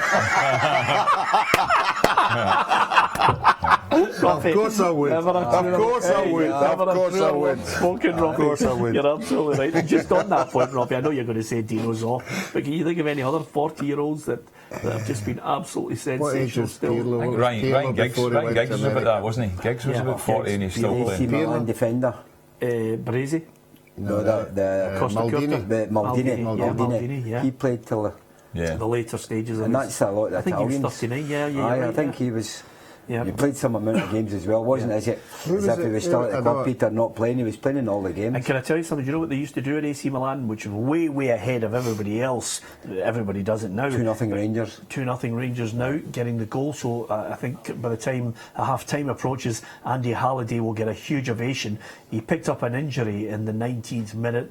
Possibly people think he was going to come off, but he's scored the goal 2-0 at the edge of the box there. I'm just 2-0 edge of the box. Just an error there, really, from Partick Thistle, and Halliday was able to capitalise on it, and a good finish there by Halliday. So, with that, 2-0 at the break, I think they'll be getting cheered off, and Halliday will obviously just post with that goal a little note to Gordon Strachan in the future. I know that Mark Warburton has been mentioning Halliday is certainly one of the players that he should be considering as well. Gordon Smith. Yeah, he is. I think he was speaking about him when I saw him on Thursday. Halliday and Holt as well. He mentioned them, and Barry Mackay, who Gordon Strachan has mentioned. So he was very positive about his players, and he just said, you know, we are developing, we will come through, and we'll show what we can do. But that's very important today, because in many games, as we spoke about earlier on, Ruffy was been quite right there. Even though it was Partick Thistle, you were predicting a defeat for them today, Ruffy. That was unusual for you to predict Partick to lose, but you said it would be comfortable for Rangers. And as I say, being 2-0 up in this game, you wonder if Partick Thistle, they're not. I don't think there's any games they've ever come back in it so far from being 2 goals down, is it? Yeah, absolutely. I'll have to tell you right now, of course, that Ruffy is no longer registered as a professional player, so he's free to put on the 400,000 that he has on Rangers to defeat Partick Thistle today and end a 3-year run. I've never heard him predict Partick Thistle to lose on this show. So there's a first today. Cranchar and Halliday have scored. I was going to say to you, Murdo, that AC Milan with Maldini and those players, that golden generation, they would come in, get their body fat measured. They would also be able to tell them how many runs they'd made in the game, how far they'd travelled. This was, way back, 15, 20 years. They were so far ahead of making sure that you were in peak condition and you were eating the right foods. AC Milan, probably a good few other clubs as well, but that was one of the things that stuck in my mind. Yeah, it's amazing. You look at modern day football players are 31 and they're saying, time for retiral and all these kind of things. And I think it's really strange that players now don't look to say, I want to play up to 35, 36. Yeah. We're talking about oldest foreign players, oldest Scottish player. Rob Douglas. I think there's somebody older than him. Oldest Scottish player, Andy Milne. Andy Milne, I think Andy was about 46, wasn't he? He played in the Premier League at 42 against Hearts. And I think he came back and helped somebody out at 46. And he still plays in Legends matches and celebrity matches as well. And but Andy's, you couldn't go out on a night out with Andy. He'd have celery sticks. St Johnstone have gone ahead, Peter. 1-0 up against Ross County away from home. Just as we said, they're always at their best away from home, St Johnstone, aren't they? So they're 1-0 up now just before half time. Yep, and also it's Forfar-nil Montrose 1, Gary Fraser scoring the goal. Murdo. I was just say Andy Milne, when he was coaching as well, after the game, you just watch him get himself ready and then up and down the terraces when all the fans had left, doing out his runs for about half an hour all the time just to keep himself fit. Which is magnificent. That's the type of commitment you need, Druffy. No, I remember doing that myself at Firhill. We used to go up and down the terrace. You're going to the pie shop though? No, I'd lost my chain. Ruffy, why did I get the feeling that there's never going to be anything about commitment to it from you? OK, we're fast approaching half time. Not the goals that we were looking for over the course of the first 45 minutes, but Danny Swanson's converted penalty, the difference between Ross County and St Johnstone up there at Dingwall. Dundee 0, Celtic 1 from earlier on. Scott Brown with a goal. It was, I think, Scott Brown just quickly picking up on the second ball as it dropped Murder to score the goal. Well, he was involved in the middle of the park. Peter Dumbelli was there as well. Went out left into Dumbelli and he went into 3 defenders. Kept possession and it was half blocked, and then Scott Brown, great midfield work, he's kept the ball going, he's kept himself going inside the box, left foot into the middle of it. I think the net was quite empty. I think the goalie had come out to try and block Dembele. Different player this year, Scott Brown. Oh yeah, different player. Yeah. Well, can I just be fair to the lad? Without injuries. Yeah. Yes. And of course, I think the other thing here is, he's playing in the role of what he does best. Yeah. If people are looking for Scott Brown to beat 3 men and then make a defence-splitting pass, wrong guy. But I think Brendan Rodgers has done a tactical move there to not have him doing as much running as playing the boy that I keep getting his name wrong, Rogic. Rogic is playing in front of him and making the runs. He's picking up them and going forward. So Scott doesn't have to do that. Scott just has to do what he does well. He looks sharper. He's picking the ball up and running with it as well. But Scott never had that role last year either, because it was always him and Beaton as the two kind of sit in midfield, and it was in whether it was Chris Commons in that role in front of him. But I think what's happened to Scott Brown, I know Peter's talking about fitness-wise, he's fitter and injury-free, but I just think the players round about him now are on the move all the time, and I think that's given him a lift. Yes. And it's given. I'm watching him playing with Sinclair, wee 1-2s in the middle of the park, and then James Forrest would come and go and play with him, and you just think, I've got good players round about me. Yeah. I can go and pass it, and I can just go and play here, and then they're all looking for the ball. Yeah. Whereas before, it's maybe they were further away from him all the time, Yeah. and then he's looking up to try and make a pass. Yeah, he does. It looks sharper. And of course, the other person that we caught up on the show in midweek was, of course, Chris Commons, who has mentioned that he's hopefully steering clear of the back injury and just trying to get himself to a level of fitness and, of course, a style of play now, Ruffy, that will, just post a note again to the manager that he's still there and he still has a part to play. Well, that's what it's all about. If he's a decent player and he's still got ambition, he'll have to change his ways. He'll see the people that he's brought in. He'll see the standard that he has to come up to. It's okay scoring a wonder goal every now and again, but now the Celtic team is all about working as a team, and he'll fit in. If he's coming back, he'll have to fit into the way that they're playing. I'll tell you, the way the things are looking at the moment with Hearts, with that win last night, Aberdeen a goal ahead against Kilmarnock, Rangers 2-0 up on Partick Thistle. That battle is going to be really interesting at the top end of it as well, and the bottom end is going to be, once again, for the second season, I think, it's going to be alive. The middle part, I'm not so sure of. Yeah. I'm not so sure of this split, Gordon. But the bottom and the top end now have got a bit of competitive edge to it. There's no doubt about it. I mean, I think that the league was good. The last few seasons, I think it was a big factor when they actually brought in the playoff system in Scotland. That changed the Premier League. It was poor until they did that. Yeah. But once they brought that in, then we've seen a lot more excitement, especially around about the even mid-table, about teams dropping into the bottom six from being the top six. But as I say, at the moment, the way if these scores all stand, St Johnstone, Aberdeen, Hearts and Celtic will all still be ahead of Rangers at the end of the day if these scores at the moment stand. So Rangers, the best they can get now would be into fifth spot. So that's them going from out the bottom six into the top six. So, but if these results stay the same, you've got to give credit to St Johnstone, Aberdeen and Hearts last night, who picked up the points that they're putting in a challenge to fight for the spots just below Celtic. Because as I say, I know we all say Celtic won't be caught with the way they're playing just now, the squad of players they've got. I know they're going to be taken up a little bit with European games, and it might be tough for them to try and fit in and play the same players all the time, because they've got tough games coming, because they'll really want to win these games against Borussia Mönchengladbach, because these games are the ones that they're committing themselves for the UEFA Cup, UEFA League spot, aren't they? Yeah, absolutely. I think, when I was talking about the top being competitive, I certainly wasn't considering the first spot. I think we all are of the opinion that, they'll eventually be too strong and run away from it. Half-time coming up across the country in all four divisions. We will give you the half-time scores north and south of the border next.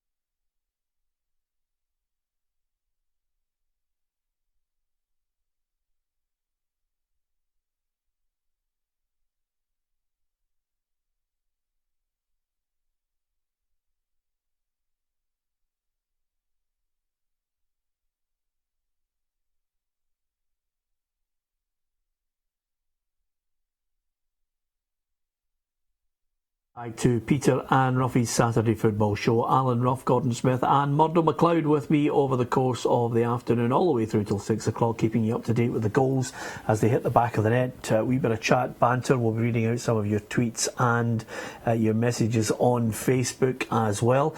Let's look at the Premiership. There was one match that kicked off early today. It was Dundee 0, Celtic 1. The other scores, it's Motherwell 1, Hearts 3 from the Friday night game. Hamilton 1, Inverness Cally Thistle 0, Kilmarnock 0, Aberdeen 1, Rangers 2, Partick Thistle 0, and Ross County 0, St Johnstone 1. Into the Championship, let's not forget that Hibs against Dundee United is tomorrow.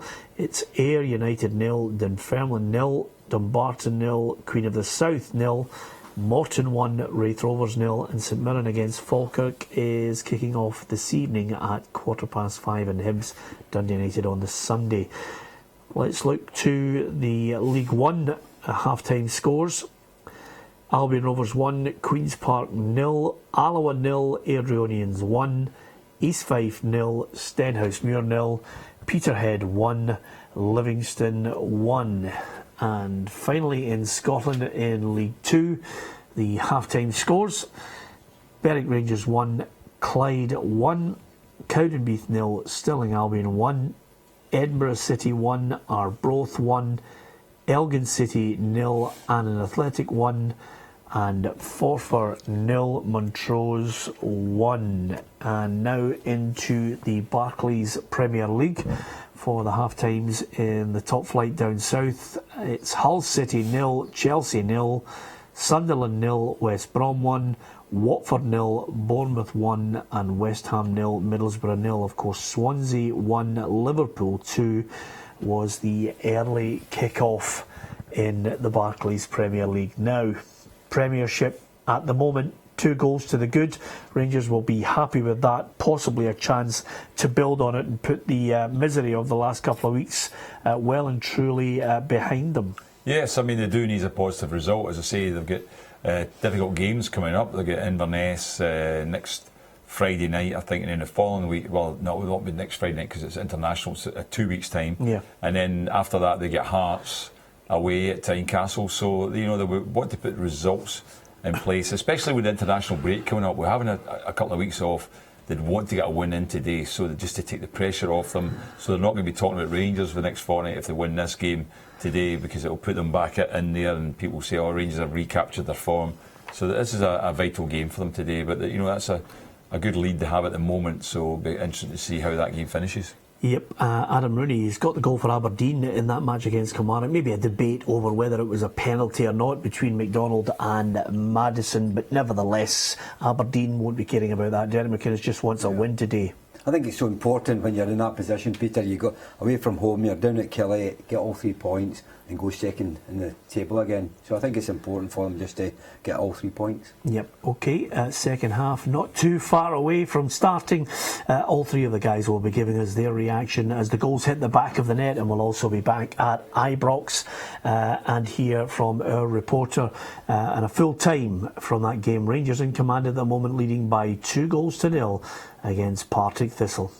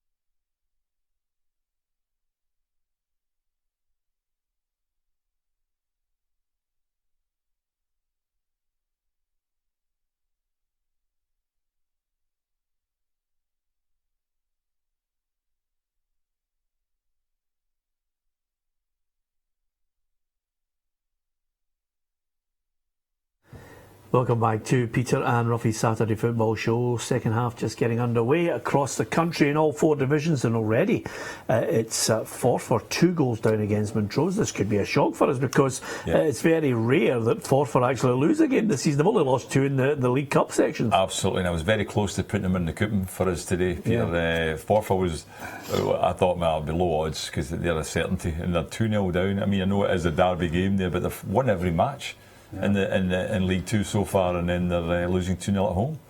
Yep, big shock there. Ruffy, just out of curiosity, what have we got on our We have got Rangers. Yep. We have East Fife. Yeah. And Queen of the South. Okay then, so 2 draws and one leading and 2 draws. Who picked Rangers? I did. Okay then, so you just went for the, let's see if we can win 35 pence back. He's not only not his old side, he's actually putting money in the opposition against them. Yeah, it's not good. It's not good, Ruffy. You'll be getting out the Party Hall of Fame today when the fans find this out. To be fair, by the way, if you keep this up, Ruffy, they'll be drawing little round specks on you. You're painting in the Alan Ruff suite. It's only a matter of time.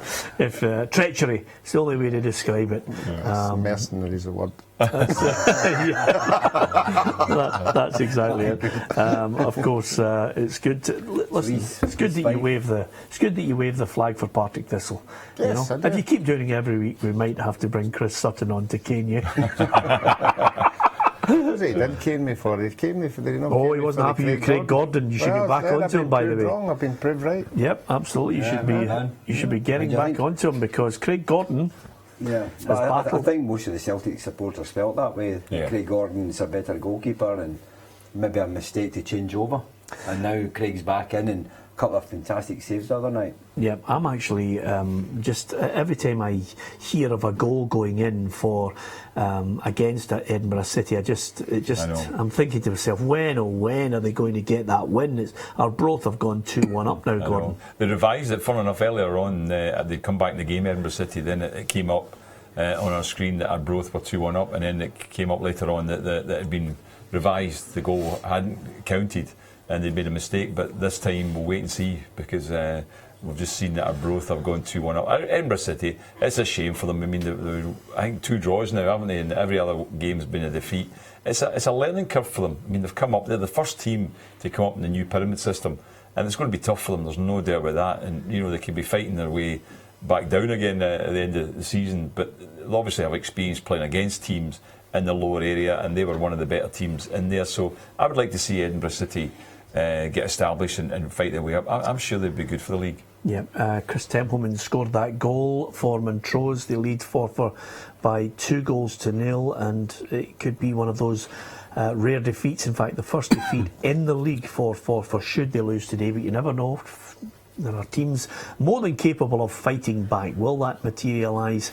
Only time will tell. Okay, in the Premiership, we were looking today at the game's early kick-off with Scott Brown scoring the winner for Celtic against Dundee. Slender advantage there, and of course most of the teams will get a break. There's still going to be some cup games next weekend, but it'll all be about Scotland, Lithuania and Slovakia.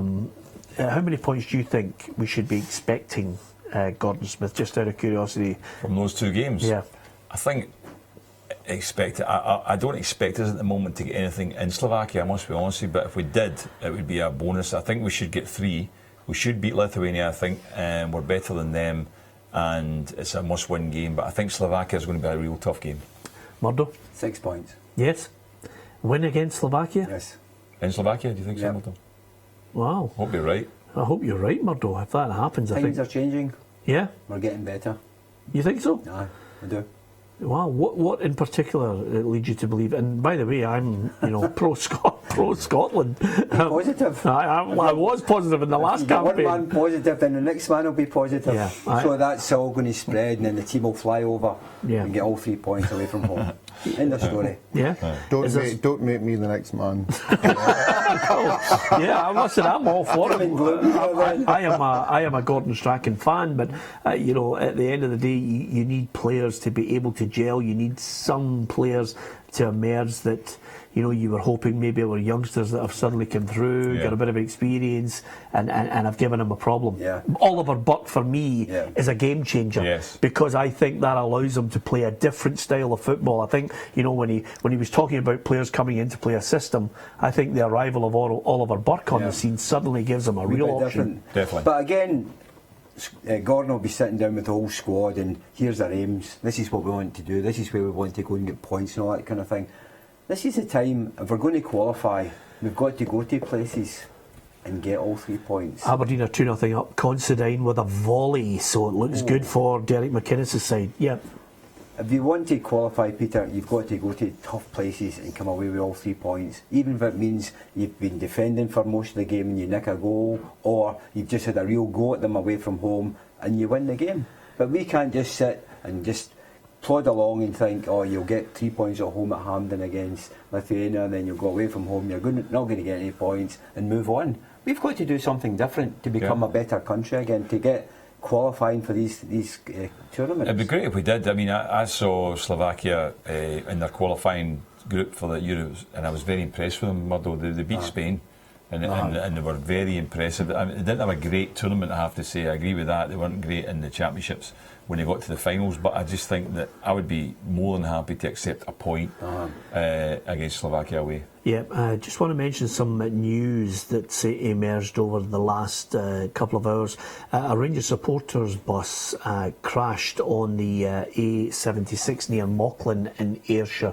No confirmation of any injuries at the moment, but obviously we hope everyone is okay. But I think the bus swerved on that road and it's crashed, and we'll keep you up to date with that on STV as the day progresses. But as far as the game itself, Rangers in command. Goals from Nico Kranjčar scoring for Rangers, and then Andy Halliday adding number 2. So in the second half, I think the fear for Alan Archibald is that Rangers add to that. I think Mark Warburton will be more than happy with that little break from the Premiership football, knowing that he's managed to get 3 points and then regroup, because over the next couple of weeks he'll have to obviously deal with the Joey Barton issue eventually. Well, that's right. That probably comes up at the end of the time when the international week's over and the football's on again.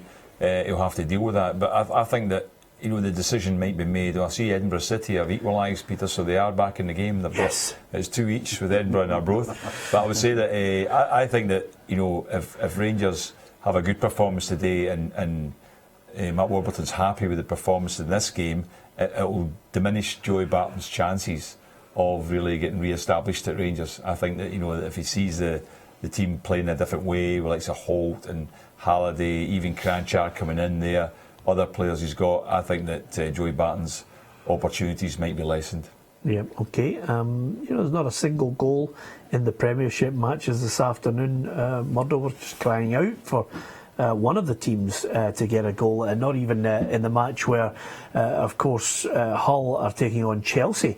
I noticed that Roman Abramovich has actually been at there is a goal now. Bournemouth's got one. Well, West Brom have got one. I feel like there's Macca. 2 goals. There's no goal in the game. Hull against Chelsea. Hello, where are we? There's another one just been scored. Another one just scored. Watford have just equalised. There's a lot of goals in the Premiership in England today. It's been unbelievable. Just the flying in. Top league, so many goals. I was actually going to say to you, no goals in the Hull-Chelsea game, and Abramovich has been at 2 training sessions with Antonio Conte, just watching over. Then he's had a couple of meetings with him as well, and Conte's just said this needs time to change what was already a problem before I got here. Yeah, well, there you are. You know, when the manager goes in, there's another goal in the Premiership. There's Middlesbrough scored. I'm sorry. Goals are raining. They're raining. Mention another league and we'll get a wee spate of goals coming in, Peter. But see, when the owner puts his nose in the front door into the dressing room, and he's not happy with things going on, so he'll be going in then just to kind of shake everyone up, because obviously the players know if they don't perform, they'll be out the door, because the owner, Peter, he can just push MD out the door. It doesn't matter how much he's got to pay them off. He's quite comfortable. What does he hope to achieve for that? I don't understand. I mean, if I was a manager, I'd be raging about that. You know, like I said, the owner chairman, president, whatever you call them, turning up at the training ground, because the players are going to see something from that, aren't they? They're going to assume that their boss is under pressure. I think the world's moved on though, Gordon, do you know? But the players don't, no, I don't think so, Gordon, because if the players are looking at the owner, why is he here? Because you're not performing on the pitch. Yeah.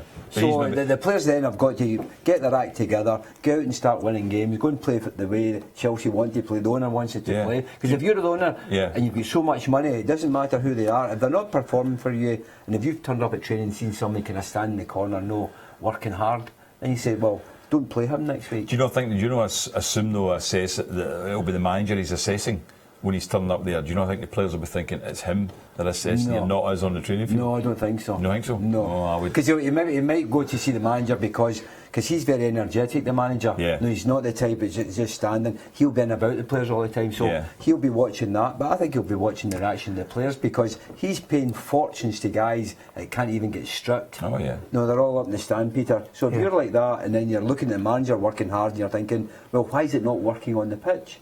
So then you start looking at some of the players at training, they're not working hard enough. Yeah. And they started with 3 wins. I mean, the first 3 games of the season were full start, points. And then it's the draw, loss. So they must be a bit worried thinking they were going to be up there challenging all of a sudden, what's going on here? I think the Arsenal one was a sore one to take. Watford, Troy Deeney has equalised in that match. Watford 1, Bournemouth 1. It was Callum Wilson who got the opening goal in that match in the Premiership. Ruffy, you were going to say something? I was just going to say it must be quite a sight when you're training, when the jet just lands, in between you, on a 6-a-side game. Yeah, I'll tell you another problem for one of the other managers in London is, of course, at West Ham, because Bilic is now looking at a team that are losing at that new stadium where it just seems to be, defeat after defeat. Stuani, I beg your pardon, has scored for Middlesbrough in that game. It's a strange one as well because the owners, they're getting involved as well, apologising to the fans, what's going on and all these kind of things. But it's a difficult one because you watch it from last season. West Ham, they were really good to watch. A lot of surprises. They beat some of the big teams. They won at Arsenal and all that. Do you know what I mean? So they were comfortable and the manager was getting all the praise and saying he's turned it around and the good atmosphere, and then all of a sudden they're struggling. We're sitting at 3 points, second bottom, you know what I mean? So looking at a scenario there where they keep losing games, and there they are, like Sunderland at the moment, having a real bad time, losing at home, and they need to, as I can imagine, say fan reaction when that's the sort of thing that's going on. A wee bit like you wonder if Kilmarnock, I mean, they're going to have the demonstration. It must be getting very close to it now. It's about 10 minutes away. Is that 67 minutes? Well, I think it was. You just wonder sometimes if the protests force the issue. I'm not too sure if there's too many dissenting voices these days on, in football, in Scottish football especially, when fans get together collectively and make a protest, it tends to have an effect. Danny Mullins has scored the second one for Livingston. Peterhead 1, Livingston 2. Yeah, I think down at Kilmarnock, obviously the fans will be looking at it and trying to say, well, you can't boycott the team, because if that happens, I think it's detrimental to the whole club, Peter. And if another team turns up and you're watching, there's maybe only 1,000 people on the ground. That's no good. You've got to get everyone behind. But I think they're just trying to make a point again. They're looking at Michael Johnson and just saying, hope he takes this on board, that we're not happy. We want a change. Time for you to step away. Thanks very much. You've been great in the past. Let's move on. Here's your money. Here's your money. It's not as if, just what we were talking about earlier on, it's not as if they were so much in debt and then he's not going to get any money. He's going to get a fortune. And how can you go up to a football ground and sit every weekend and somebody's going to give you a bit of abuse? That's part of what Murdo's saying there. That's the only way you can get to these people, because they want to sit in the director's box. They want to invite their pals along. They want to invite possibly their wife, their kids, their family. And if they're all sitting in that director's box getting that verbal abuse, and it's not from a distance, it can be from the main stand. That is when you have to say to yourself, I need to get out of here. Do I need this? I know. But this has been going on for 2 or 3 years now. It's for change and to try and get Michael Johnson out of the door. There are quite a lot of the fans, Murdo, have been saying that they're boycotting. There are a lot of them are saying it will only be back when Michael Johnson's away. They are saying that. Big well, numbers. you know, some of the guys has got a couple of bob that would put money into the club. Yeah. They'll not put the money in until he's moves away. on. Oh no, that's true. No, Billy Bowie's in there now, and I think they're all happy with Billy, and they put money in to help him. But if Michael Johnson's still there, and obviously that's now going to be the fans just making their point again today. Yeah. East 5-0, Stenhousemuir 1, and also I can tell you the Colin McMenamin getting the goal there. West Ham have got a goal back against Middlesbrough, and it's Dimitri Payet who scored the goal, and Payet is one of those players. He's been certainly one of Europe's top free kick specialists as well. He's deadly from about 20 yards. He is, Peter. I mean, you watch him and you can see you can go into YouTube and look at it all, the free kicks he takes. He hits tremendous free kicks. You're absolutely right. So I think was it a free kick today again? No, but it was just him jinking through about 3 or 4.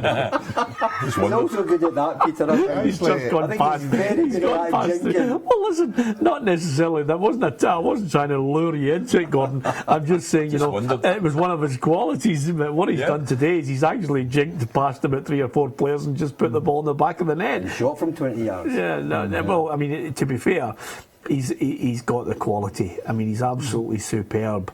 The ball at his feet and with a dead ball. Just the good since the Euros. He's only now coming back. Since he's come back for the Euros, he's been quite quiet. At the end of last season, he was on fire. Yeah. They were talking about big clubs coming in for him. Yeah. Yep, fabulous player. Certainly, he's an ever-present in the French squad. I must admit, we were talking about midweek there. Moussa Dembele's part of 40 players who've been nominated in Europe's Golden Boy category for UEFA. It's nice to be nominated, and of course.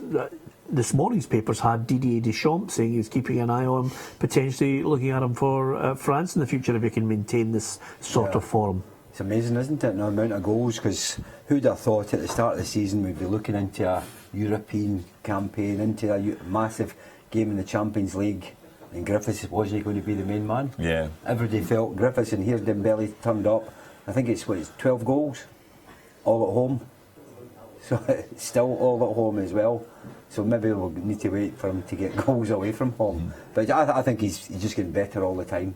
At first when they were trying to play Griffiths and Dembele together, they're trying to get them as a good partnership. Yeah. It wasn't working, and they maybe scored a couple of goals. But I think now they're very comfortable. Yeah. He's very comfortable on his own. I think they've still got to work it. Aye. For some of the games, he's got more of an all-round game than system, Griffiths has got. Murdo. He offers more. Lee Griffiths has got good ability as a goal scorer, but I think Dembele offers other assets as well. So he's mobile and holds the ball in. Yeah, Willian has scored for Chelsea, so finally that breakthrough that I was talking about. Now there's goals everywhere in the Barclays Premier League, so that's good news for us. Willian getting the goal there, and Conte will be delighted with that. Interestingly enough, Mike Phelan looked as if he was going to take that job on a permanent basis. He was offered a contract, but suddenly changes in the group that were buying Hull, change in his financial remuneration package, the deal that's offered, they've moved the goalposts on it, and suddenly there's alarm bells going off in Mike Phelan's head. He doesn't want to commit. Yeah, I saw his interview, and obviously everything looked positive. Then 2 days later, he gets called into another meeting. We're not privy to what's on the table, but it certainly wasn't what was on the table initially, and that just shows you when other owners come in, they have other ideas, and it might just be a way to sort of just squeeze them out the door and bring their own guy in. Yeah.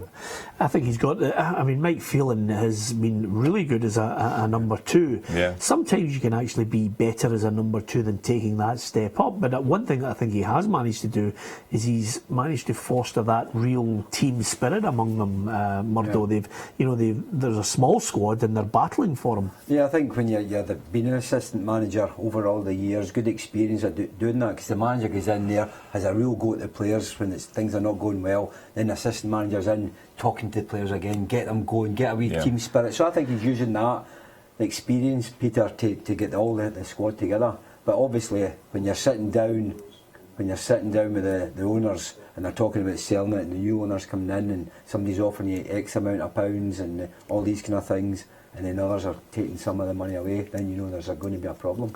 Gary Fraser from the penalty spot, 4-0, Montrose 3. I reckon that's it, the first defeat for them in the league. Yeah, Gordon. a heavy one too. I mean, it's quite a shock that. I mean, at home, when they've won every game so far, I know it could be considered a derby game and these local rivals, obviously. Yeah. But I mean, that's a bit of a result because Montrose are quite far down the league. I mean, that's the thing. They're not even as if they were close to each other, but that's a very comfortable scoreline so far from Montrose. 2 Joes on for Rangers, Joe Garner, Joe Dodu on, and Waghorn has gone off along with Barry Mackay. So 2-0 up. It's always a good time to come on, Ruffy, just to ease yourself into the game, maybe get a chance for Garner to get a goal in this game. Yeah, I mean, that's obviously what the manager's thinking about. The game's done and dusted by all accounts. You know, I think the game will open up and the young boy will get chances. And as we spoke about at the beginning of the show, when you're a new player, particularly a striker, you want to get a goal. You want to get everybody singing your name. You want to get that confidence. And I'm sure that's what we're hoping the manager, if he gets a chance, he can score. It seems strange, Peter, that he seems to want to make that change always round about the hour mark. Mm-hmm. It does. No, if you're sitting watching a game, your team's playing really well, and you're thinking, I've got to take someone off now. Yeah. Just on that point, picking up on the point there, Ruffy, have you ever had any of the fans that were following you singing your name? Was there an Alan Ruff song or a Alan Ruff? I think that's been it, probably. Yeah, just I don't think there have been any lyrics or anything like that.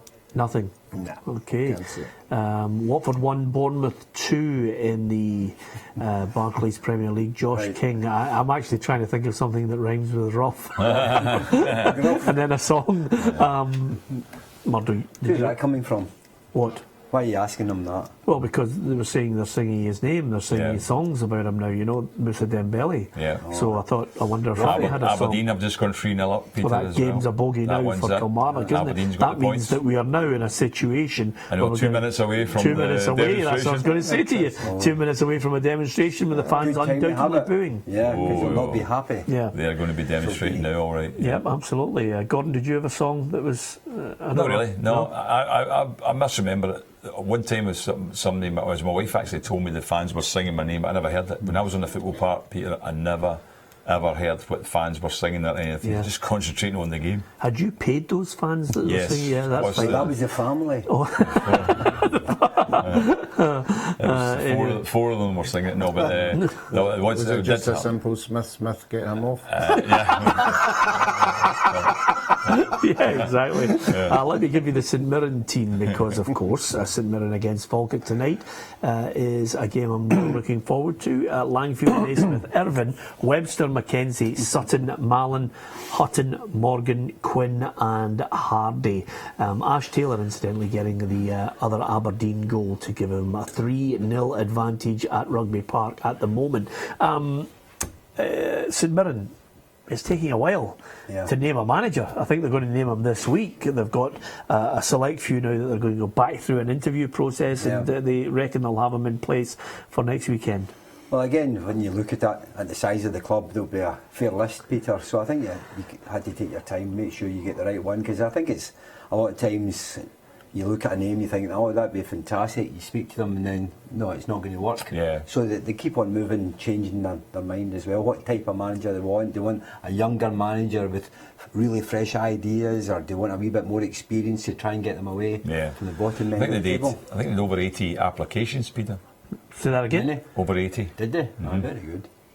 Yeah. Diego Costa has made it 2-0 for Chelsea. He's one of those guys that you're looking for as the out-and-out regular goal scorer for them. If he's on fire, Ruffy, it papers over the cracks. Mm-hmm. And he certainly looks like a centre forward who's not going to be pushed about.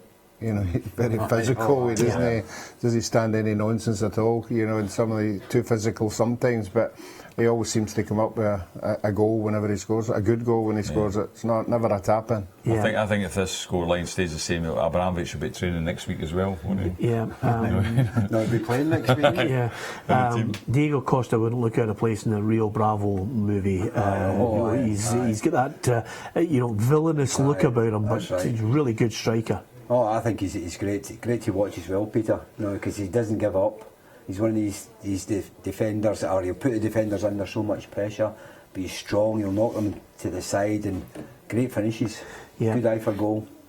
Success has scored for Watford to level it against Bournemouth. That's a name that carries a fair weight, Ruffy, isn't it? Yeah, well, obviously scored today, and if he scores again, it will be a success. But certainly, not a name you hear about very often, but certainly I'm sure he'll have a wee song somewhere down the road. It's got to be great. It must be a great thing one day to sit and discuss all strange names in football, I mean, I suppose like Ruff's one, I suppose, isn't it? Yeah, Ruff is strange. I'm trying to think of the strangest names in. Get a life. Raphael for play for Celtic. I think it was. Yes, he had a strange name for other reasons that we won't mention on the strange second name, which is absolutely. And of course, Raphael. My favourite of all. My favourite of all time. Ruffy. Just on the basis. We had a young boy at Partick Thistle called Snotter. Willie Snotter. Is that right, Ruffy? Did you make that up? He was really glad he never broke into the first team. Was that his name? Yeah, they blew him away. Apologies to all the Snotter family. I mean, that's just outrageous. And of course, my favourite European player, whenever he comes up, I just go into convulsions. Igor Shitov is a guy who really cannot move to Scotland. He can't even move to Glasgow. It'll be unbearable. One we spoke about earlier would be a good Scottish name for a player as well, Totty. Yes, Totty. Listen, even at 40, at 40, I think many a Premiership side would take him right now. In the team because of his quality, and long may it continue. Although I think there's a few names being thrown at me, but there's some that I'm just not going to mention for office. There's tweets coming in that I'm just not going to mention some of the players that are playing. Yeah, we've got to make a team up with them that sometime, haven't we? That's exactly. Well, let's do it. We'll do it as a Twitter campaign. Yes. Give us the most outrageous names. Ruffy, you've spotted something. 4-0 right on the protest. After the protest. Wow. Aberdeen absolutely coasting. Right. Again, can I just say something to you? Does that send out a signal again? Because, Robbie Nielsen has just posted, listen, away from home, Motherwell 3-1. Aberdeen have got to respond. Yeah, They've done it big time. Yeah. Especially 4-0. Yeah. And the game's not finished yet. So I think that's a massive performance today from Aberdeen. Last week I think they all agreed with each other, the players that didn't play as well as they should have played last week, but they got all 3 points. But now today, that's a good performance to get down there. Yeah, they're sending out a message with that scoreline, no doubt. I mean, they won last season. They actually also won 4-0 at Rugby Park, but Kelly, as he's been saying, they've been improving of late slightly. They get a big defeat from Celtic, obviously. I mean, that's now 10 goals in 2 games, but they had 3 draws prior to that. And they're saying, they're playing a bit better, but that's very convincing from Aberdeen's point of view. Yeah, absolutely. Rooney just getting the goal again, and I think all 3 points for Derek McInnes' side. He'll be more than happy with that. Rangers in the box seat in their match by 2 goals to 0 against Partick Thistle. And elsewhere, Dundee 0, Celtic 1 from the early kick-off today. And on Friday night's game, it was Motherwell 1, Heart of Midlothian 3. And it's still, at this moment, Ross County looking for the equaliser against St Johnstone, Murdo. Yeah, it was an early goal from St Johnstone. Ross County obviously was trying to push forward and try and get an equaliser there, but I'm just looking at the couple of games round about, and Hamilton as well with Inverness. Early goals, and possibly Hamilton maybe hanging on a wee bit. Same with St Johnstone, I'm sure they'll be under a wee bit of pressure. Ross County, they've got a bit of quality up there. You can maybe get an equaliser. Yeah, if Hamilton could hold on, Ruffy, the one thing, this is great news, Ruffy.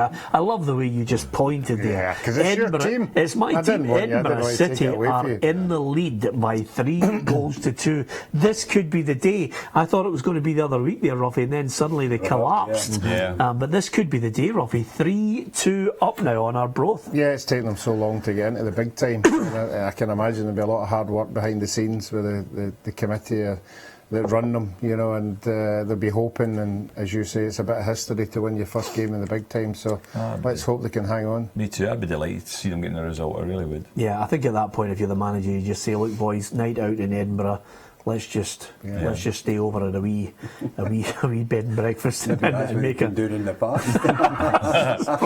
And the Friday night. That's a good point. Yeah. It is so difficult though, Murdo, to suddenly come up to the professional league. I mean, we had Craig Beattie as a guest on the programme, and he mentioned the fact that suddenly from not being in the professional league, that step up and the difference in standard. We always talk about in this programme something called levels. 100%, yeah, and that's they've come up because we sat and watched it. Even just now, to get themselves back from 2-1 down to 3-2 in front, then all of a sudden it's panic stations. Get players back, make sure we don't lose another goal. So they end up losing another goal. So they've just got to continue to play the way they've played in the last 20 minutes and score more goals. But once again, Peter, in that division, I mean, we talk about the lower divisions in the league. But there's the Clyde, who are up near the top, are drawing. Elgin, who are up at the top, are losing at the moment, and you've got Arbroath losing, and so it's like the teams that are all up the top. And Forfar, who have won every game so far, are getting hammered at home. So it's the strangest thing. It's very, very difficult to predict scorelines in these lower divisions in Scotland. Yeah, absolutely. Yeah. And again, you could pick from any one of 3, 4 who are all going to be in the mix for the playoffs there. Clyde, Elgin, Berwick Rangers and an Athletic. But just with the chance for Edinburgh City maybe just to get 3 points that suddenly, I mean, they're not detached by any manner of means, Gordon Smith. They are well in there. Oh, they're not out of it at all. I mean, they're sitting at the moment. I mean, you look at it, they've got 2 points. If they win today, they go 5. Unfortunately for them, to a certain degree, still in Albion, the team above them are also leading against Cowdenbeath.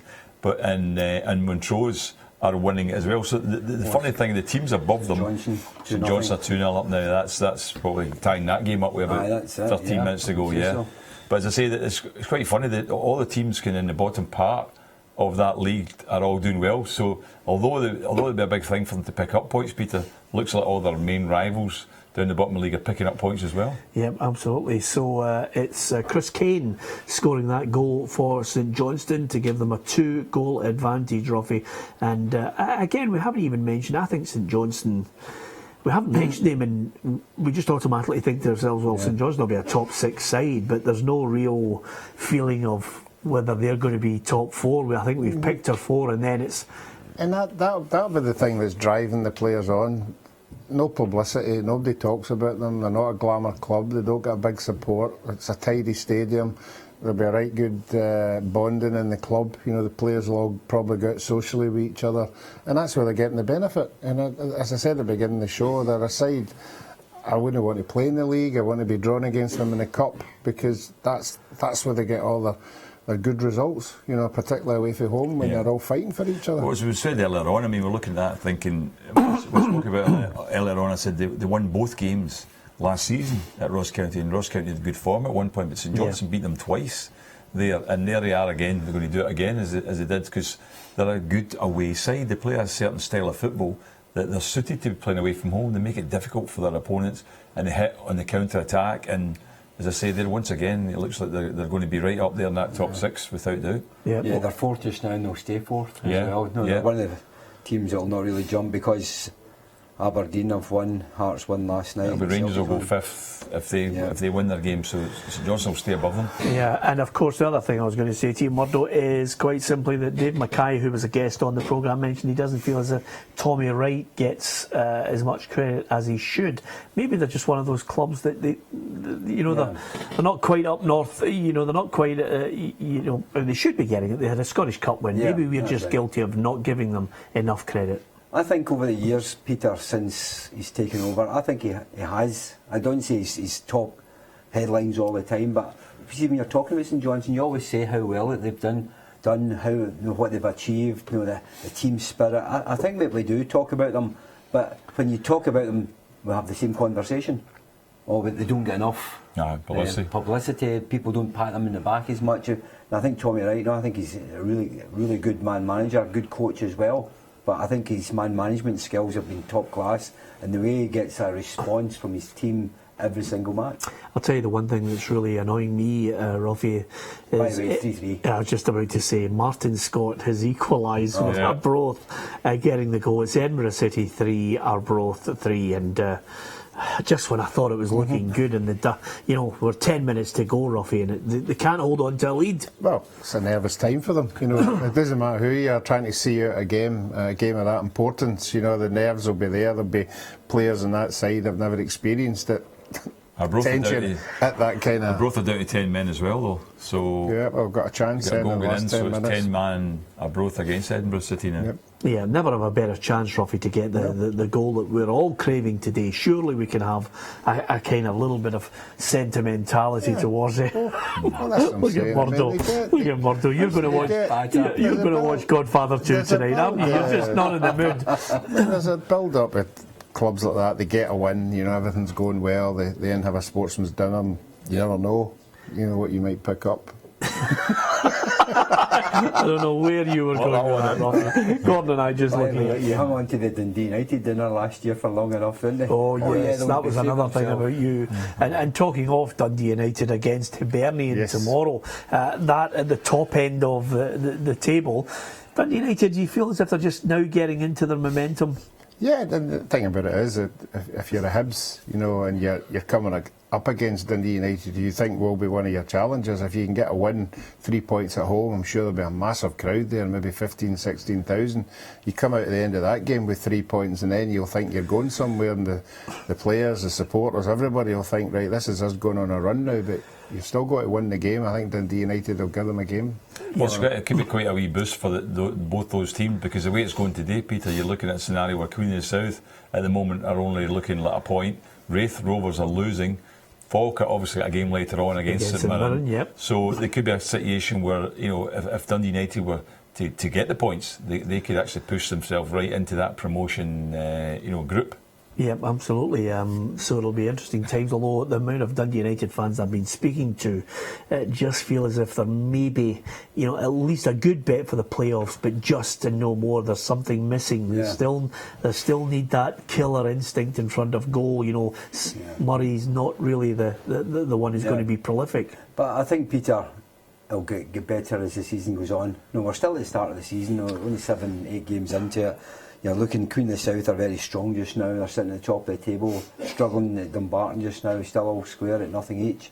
But I just think the game tomorrow, I think that's a big one for Hibs as well, because Hibs will be looking to show everyone that they're the best side in the league. So I think it's going to be a tough match for United. Yeah, they've had a couple of little slip-ups. I mean, the loss to Ayr United, Ruffy, and then, of course, the draw against Queen of the South last week. Well, I think the failing in the last 2 games has been the odd and off. They've had well in control of Ayr United game, then getting a player sent off last week when they looked as if they were going to take something out of the game, and it never happened. So I think that's what Neil Lennon will be saying to his players. Let's keep 11 on the park and then see what happens. Yeah, and Queen of the South, of course, we'll keep you right up to date with the Championship. If there are indeed any slip-ups, it might be the perfect incentive for Hibs tomorrow against a Dundee United side. Ray McKinnon clearly is looking for them to try and get a little run together.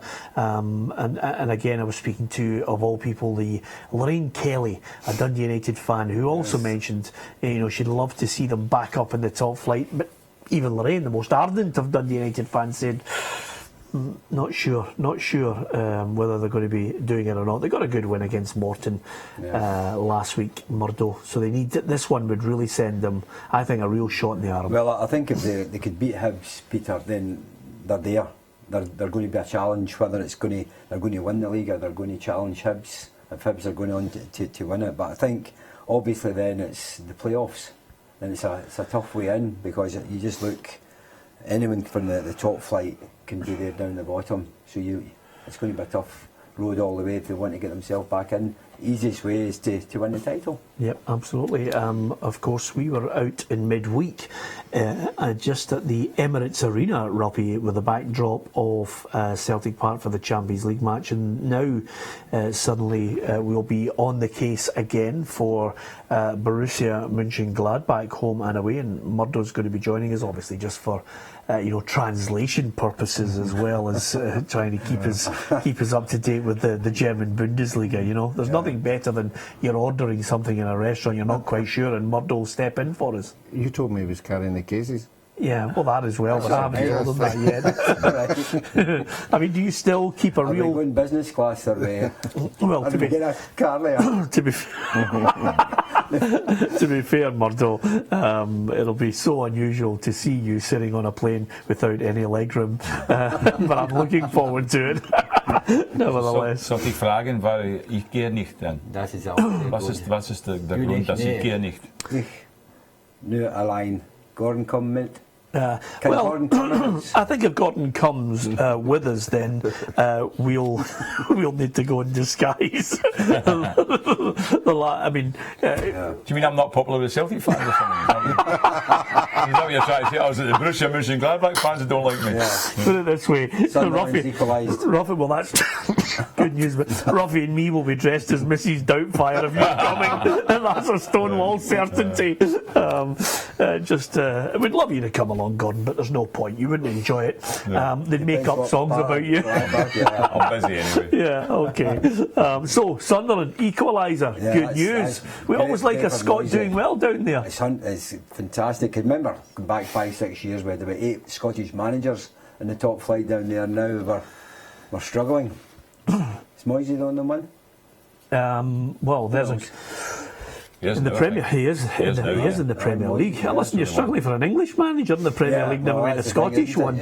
I noticed that Jose Mourinho has mentioned that he feels as if he would like Sir Alex Ferguson to take a more prominent role at Manchester United, to become more involved. I wonder if he's looking for it in the sense of, the David Gill role, where he's more hands-on, more liaison with them and going out and trying to recruit players.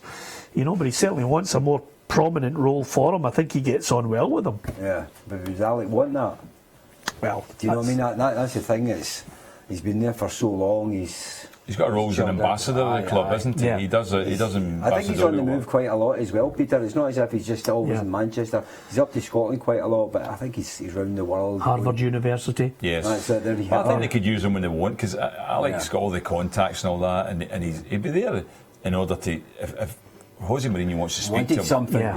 He's always there at the games as well. So Patrick Van Aanholt has got the equaliser for Sunderland. If anything, I think the key that I've been listening to week in, week out, if Jermaine Defoe's fit, Ruffy, they've got a chance if he picks up an injury. I think Davey in January will be looking for somebody else to help him. Yeah, we saw the worth of somebody with a bit of pace and somebody who can score goals at that level, and he's certainly proved it. I think from now to the end of this game, I'm sure Davy Moyes would settle for the one each. He would obviously like another, but in light of what happened last week, I don't think they can afford to lose another goal in the last minute of a game. That would just turn the supporters the opposite way, which you won't want to happen. So unless they get the winner, I think you just settle for the one each and just get in the bath. Okay, there you are. Ruffy has just painted the picture for you. Get an equaliser and then just get in the bath. Yeah. I'll go off the park and get in the bath. Yeah. I don't think they get in the bath anymore. They don't get in the bath anymore. Professional level, they don't. The whole showers. The whole thing has changed completely. Nobody gets. You need to help. You really do. And in fact, it was strange. The 70s, everybody, you've gone out in a muddy park, and everybody, you see 1,000,001 photographs. They're holding the FA Cup, and they're all in a big giant communal bath. Right. That was it. It was. All changed. It's all changed. Makes you feel uneasy, but it's all changed now. Everybody has a shower, don't they? So it's 1-1 anyway. Van Aanholt is still on the park. He'll have a shower later if it stays 1-1. Well, they will catch it. If it finishes that, they'll be 11 points with Stoke, and Stoke have a game tomorrow, but it's against Man United, so you would expect that Man United will beat Stoke, so Sunderland will be into level points, bottom of the league, so they maybe feel a little bit boosted even if they get a point from this game. Well, listen, there's still time for a winner in the game. Let's not count our chickens on this one. The story of the Premiership today, of course, you're looking at the key teams at the top end. All of them look as if they're well on their way now. Murdo to a victory. Hearts got it, Celtic got it, Aberdeen almost certainly are getting the 3 points, and Rangers coasting 2-0 up, and no way back for Thistle as we're about to approach full time. Well, I think it's one of these bets you could have taken for yourselves. not putting down, because you're looking at them, you'd fancy them all. Celtic take up to Dundee, Aberdeen down at Kilmarnock, Rangers at home to Partick, and Hearts away to Motherwell. I think that would have been a really good bet for someone. Yep, it's a good day for the top end of the table.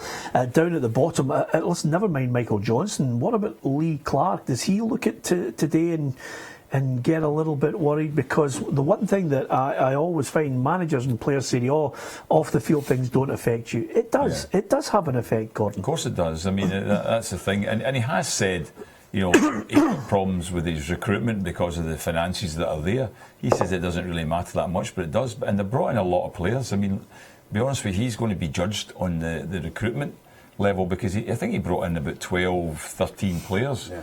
At the start of the season, so that's a big difference to make to any team. As I say, the word was that when they had the 3 draws prior to the Celtic game, everybody was talking reasonably highly of him, saying, he's got things going, he's turned it around. But that's the last 2 games, that's 10 goals they've lost, and I think that it's just losing the goals in the last 2 games, because you didn't expect them to get anything. No, probably not to win either game. I know. Do you know what I mean? It was always going to be a tough one. And it won't be quite a worrying time for him, because although he knows the people who are trying to buy over the club, there's no guarantee that once 3 or 4 different people get in, they'll be his idea of a manager. They might have somebody else, So with results like that, he will know. It'd be better on winning games and 4 or 5 new people come in, so that they'll not be able to get rid of him if he's winning. That's right. But certainly if the results aren't going, then that might be, they might sit around a table and just say, well, maybe we need to bring our own guy in. Can I tell you what would be a really good result in the Championship? Morton, if they can hold on to it, 1-0 up against Wraith Rovers, Ruffy.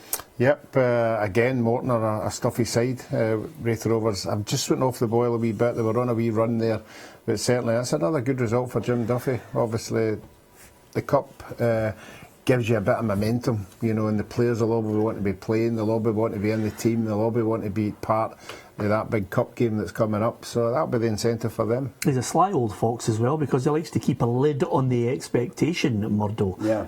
But suddenly they're moving up. 6th place in the league is there for them. Yeah, it gets a good atmosphere amongst all these players. I was speaking to him the other night there, and that's what he's talking about. The atmosphere is trying to get similar to last year. He felt we had a stronger side last year, but they're gradually getting there. And obviously today, I think if you beat Wraith Rovers, that's one of the form sides of the league already. I think if you get all 3 points against them, it's a massive boost and get yourself away from the bottom end. That is a good win. Peter, I'm just looking at Kilmarnock's fixtures after this. They've got the next 2 games are away to St Johnstone and Inverness. Then they've got Hearts at home, then Rangers away, then Hamilton at home, and Celtic at home, and then Aberdeen away. So that's a tough programme. That's Kilmarnock's next run. You know what I mean? Yeah, some tough doesn't games. look good. But see when you're sitting down the bottom end, every run's every tough. game. I know every game's tough, because you're always going to get. But you look at that and think, where are they going to get points from these games? Yeah. You're looking at it and thinking, look at the fixtures they've got. I mean, 3 out of the 4 games are Hearts, Rangers, and Celtic. In fact, 4 out of 5 Aberdeen, Hearts, Rangers, and Celtic. Yeah, it's a good point you make, Gordon. I mean, I many a time I've been in the company of pundits who actually try and forecast ahead of time, saying, well, they're not going to win that, the other, or this one. Inverness. And Inverness big goal. What about that? Liam Polworth has just, look at that, he's just equalised in the 94th minute.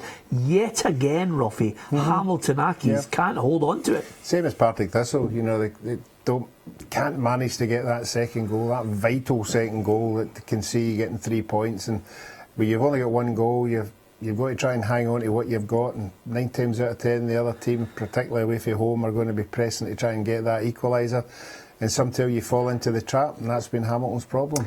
Well, the 100% record without tasting defeat for Forfar's over. They've lost 3-1 to Montrose as well. Albion Rovers 2-0 up on Queen's Park. And of course, as we mentioned, it's a good day for Aberdeen, but undoubtedly, never mind the protests within the ground, I think there's going to be a protest after the game outside the main stand from the Kilmarnock fans as well. So more problems there for Killie at the bottom end, and Martin Canning will be fuming with his side. It's getting to Albion Rovers 2, Queen's Park 0 finished now. The full times coming in across the country, and a good win, I think, and a confidence boosting win for Rangers. They're getting close to full time as well. 2-0. Cranshire and Halliday with the goals. Ruffy couldn't build on it in the second half, but 2's enough. No, I think the manager will take the 3 points. He'll take the 2 goals, not conceding anything at all, and he'll move on. As the guys have said, there's a break next week. That'll take, I don't think pressure's the right word. It'll just take the stress off. People, want to be not negative about the result for last week. So it gives them a fortnight, to sort of build on what they've got. But as Gordon says, they've got hard games coming up, and I think everybody would have thought the Partick Thistle, the 3 points have been in the bag anyway, but it depends on the performance that they put in. Yeah. Well, I always think it's great nowadays. I'm not so sure if it was when you guys were playing, but it's great nowadays, Murdo, because everybody, the knee-jerk reaction is incredible. Suddenly 2 wins from 7 and he's 7th, and the pressure's on Mark Warburton. Suddenly a win today, 7th suddenly becomes 5th. They're moving in the right direction. We are guilty of it. I hope my hands up. You're right. For football fans, Peter, that's the way that they live. That if their team wins and they jump 2 or 3 places, wow, this is great. We're moving in the right direction. Or who are we playing next? That's who we're playing next. And then we'll get all 3 points there, and then we'll move up to 3rd, and all these kind of things. That's the way football fans look at their team, Peter. And that's the way the Rangers fans, I think just now, after the weekend, they'll be delighted getting all 3 points. It looked as if it's been a very comfortable game for them, getting the 2 goals in the first half. They'll be coming off this second half. I'm a wee bit surprised they didn't get it. Just finished the Rangers game. I'm a wee bit surprised they didn't get more goals in the second half. Because obviously Rangers, they'll be looking, because the goal difference could make difference between 1 and 4 in the league at the end of the season. Yep, absolutely. And well, again, the one other key issue here is Kenny Miller's been brought back into the fold. I mean, even last week against Aberdeen, I thought when he came on, he added something that they didn't have. Yes, he did. I mean, I thought he was a key player when he came on. He was involved. He made the through pass for Wallace when he was brought down, and he looked good.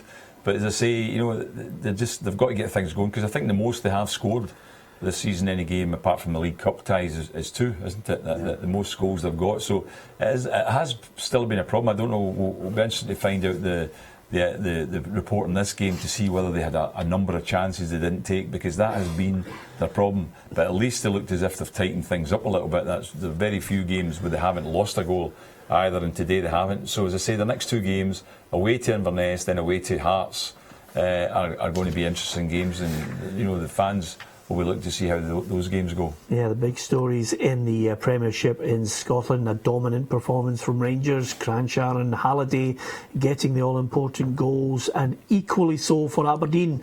It's an emphatic 4-0 win down at Rugby Park against Kilmarnock. Hamilton Accies were a goal in front. Thought that might be enough to call with the opening goal for the Accies, but they just couldn't hold on. Liam Polworth with the equaliser in that match. And well, Ross County have lost to St Johnstone. St Johnstone continue again to go on the road and produce good performances. Earlier today it was Dundee 0, Celtic 1. Scott Brown capping off a good week for Celtic with that big win, the win today, and of course that big performance against Manchester City in the Champions League that earned them a 3-3 draw. We'll have the full-time scores coming up next.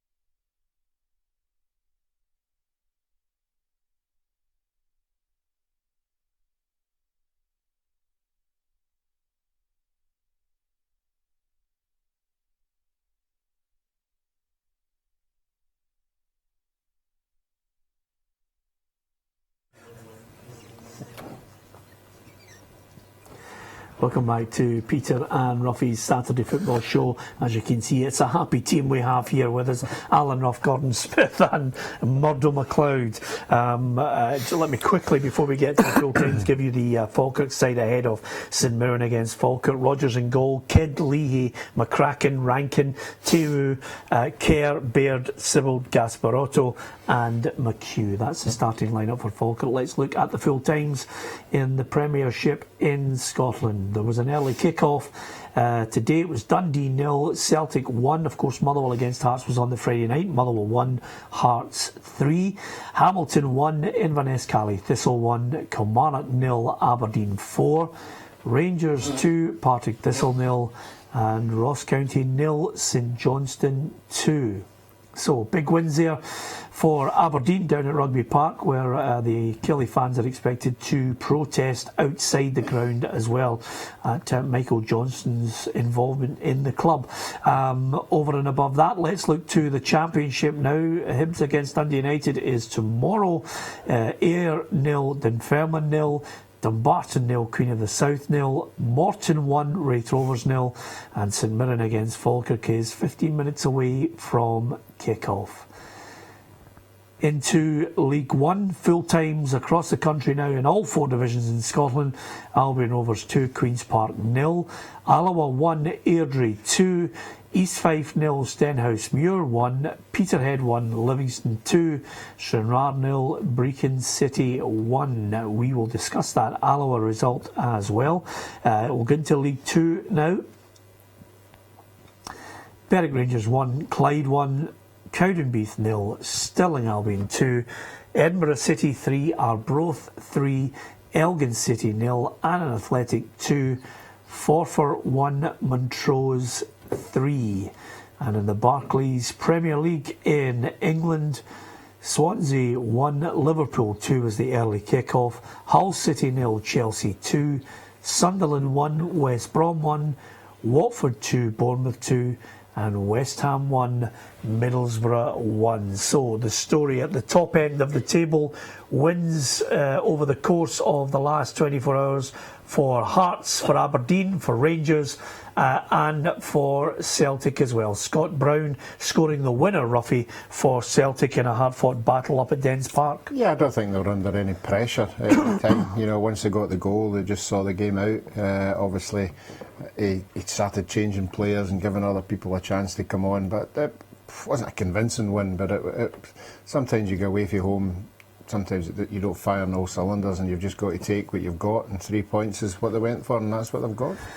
Yep, Celtic able to grind it out up at Dens Park. Scott Brown scoring the goal. Rangers with Crankier and Halliday scoring in the comfortable win there against Partick Thistle. They were always in control. Give us your thoughts at Peter and Ruffy on Twitter and Facebook.com/Peter and Ruffy.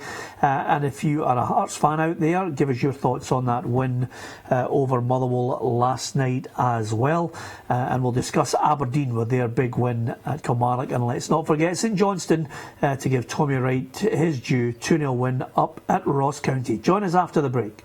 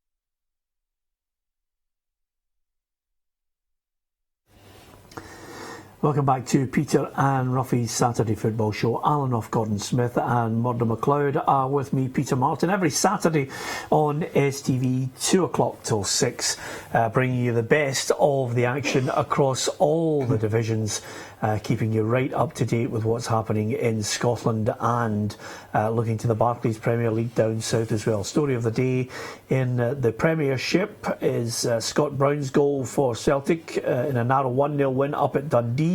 Andy Halliday, 3 goals in 3 games, certainly strengthens his case, Gordon Smith, for maybe the international managers to have a look at him. Mark Warburton's been highlighting the way he's been playing since, of course, Joey Barton's taken a back seat. Yeah, absolutely, and he also was captain of the team. Might have been different today with Lee Wallace being back in. I think he was a kind of stand-in captain for him in that game, but I think that he's an impressive player, and I think if he continues his form, the problem he's got for midfield is Scotland have a big number of players for that position. There's one or two other good players are not getting selected at the moment, because that is probably the area I think where we're strongest is midfield, so that it's difficult to get in when you're in the midfield player. Yeah, absolutely, and I think that battle is similar for Mackay Roffey and of course Lee Wallace. But the good thing about both players, especially Lee Wallace, is Gordon Strachan has highlighted, regardless of the fact that he doesn't get the start that he's craving, he's got the right attitude, he wants to be there, he'll make the effort to be part of that squad. Yeah, and I think he's just got to bide his time. I think he comes into the same category as Patterson at Hearts. He just bided his time. He's been given a chance and he didn't let anybody down. So he'll be in the squad, and you just want to be in the squad. You want to be in a roundabout, and just waiting your chance. And if you get the chance and you take it, you never know. You might be in there, but it's great. Murdo will tell you, and that when you're in a Scotland squad, it's great. You're playing with your club. There's always a chance of you getting again. Yeah, but then when the squad's announced and your name's in it and you're away, and it's just great to get away and meet the other guys in the squad and experience what it's like and the chat that goes on. And then you go back to your club, and obviously if you get a win, then you feel great about it, and your club gets the benefit of it. Yeah. Scotland are pretty strong at left back though too, aren't they? I mean, you've got 3 top players there, including Wallace, so it's hard for him to get. Tierney Robertson as well, And of course the positive news is Kranjčar getting on the score sheet today, because Mark Warburton's saying he just needs to find his feet and maybe get used to the pace of our game as well. I'm not so sure he's going to get any additional pace, Murdo. I think he'll be relying heavily on his technical ability. Yeah, I've always felt, seeing him, and I've heard people moaning about him, once he's fully fit he'll be better, and once he's a wee bit sharper. I don't think he'll get any fitter or sharper, but I still think he's technically a very good football player. He's one of these luxury type players, and he'll nick you a goal. And I think that's the way he's going to play all the time, Peter. I think he'll, in the middle of the park, if you give him that wee role just behind the strikers, I think he can pick a pass. I thought even when last week up at Pittodrie, I thought he looked very comfortable when he was on the pitch. He could pick passes and could strike one from one side of the park to the other. He was just a great all-round player, but I don't think he's going to be one who's going to be rushing about the football pitch. Yep, absolutely. Okay, you can give us your thoughts. We'll read out some of your messages on Twitter and Facebook coming up, and the performance of your team. Give us your thoughts on the Premiership results at Peter and Ruffy on Twitter, and facebook.com/Peter and Ruffy. Big wins at the top. We'll analyse the bottom of the table next.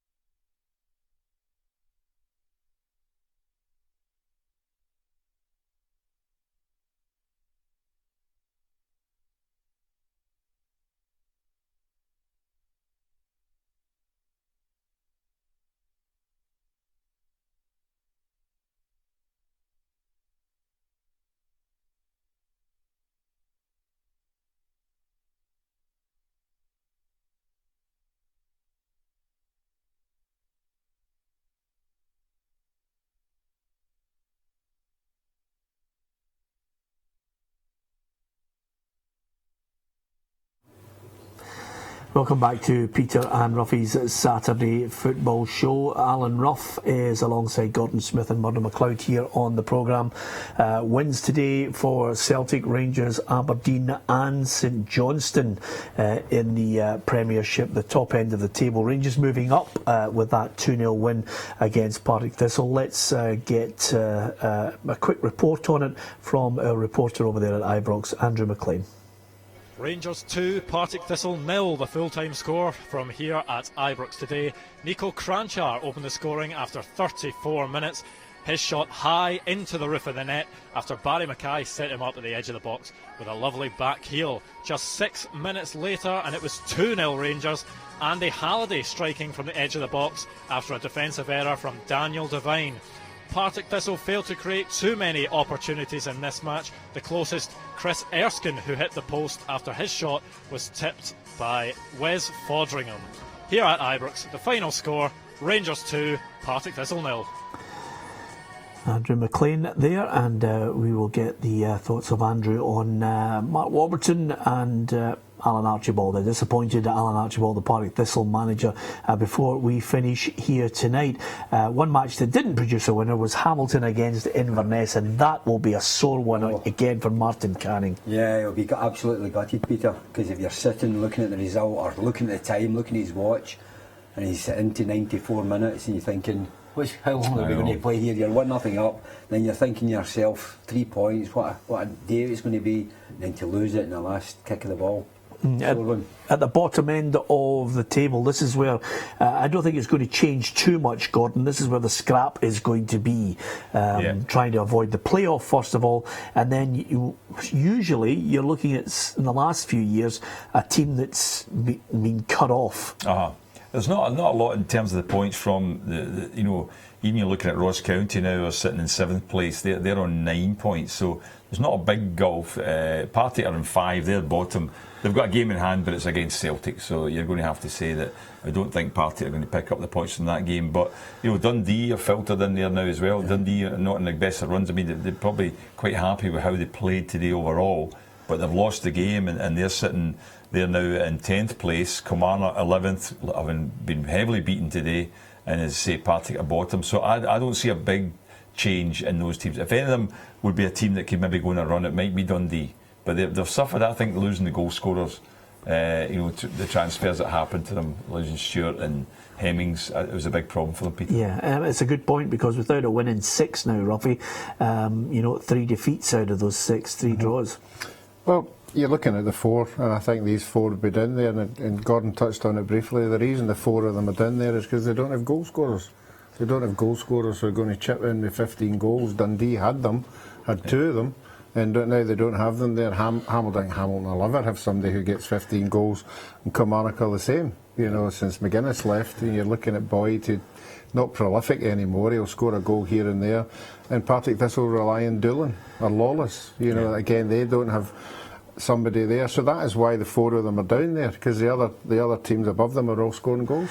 With all due respect, I think the last prolific goal scorer for Hamilton Accies would have been Tony Andrew. Yeah, quality finisher, wasn't he? And Dundee United are reaping the rewards. Couple of goals last week. No, he's a good player, but going to Kilmarnock, you're looking at Chris Boyd, and I think the Kilmarnock fans, they'll be hoping Chris could get back to a couple of years ago. The last time he was at Kilmarnock, he was just outstanding, and that's what they need. If he could get back into the scoring boots back on, I think Kilmarnock would be quite comfortable. It's a case of the creatives element for Chris Boyd. That's what he needs. He's a goal scorer, but he's not a type of player that scores individual goals as such. He needs to have chances created from him, and he'll put the ball in the net, and that's maybe where Kilmarnock's problem is. It's that creative element as well. If anything, Ruffy, I know it's a bold statement, it's always early, you always like to get an indication of things and throw out an opinion that might be agreed with or disagreed with. I think Motherwell, Ross County, Inverness, you could just, you can throw them up in the air and see which one lands to finish off the 6th position in the table. I think that will be, that table there, the top 5 won't alter too much between Celtic, Aberdeen, Hearts, St Johnstone and Rangers. It's just that who finishes in the top half for me between those three teams. No one else, I think. Yeah, I think we'd all agree on that. Yeah. I think that is the way it is. We're so early in the season, but it just shows you that that's the way we all see it, and that's the way it usually is every year. There's one year one team will get up there. I mean, Hamilton were up for a wee while one year, and Motherwell were last year third for a long time. Motherwell time. also got top 6 last year with a great run, didn't they? That's right. Yeah, I think they got So up to 4th. no, you won't be far away for that.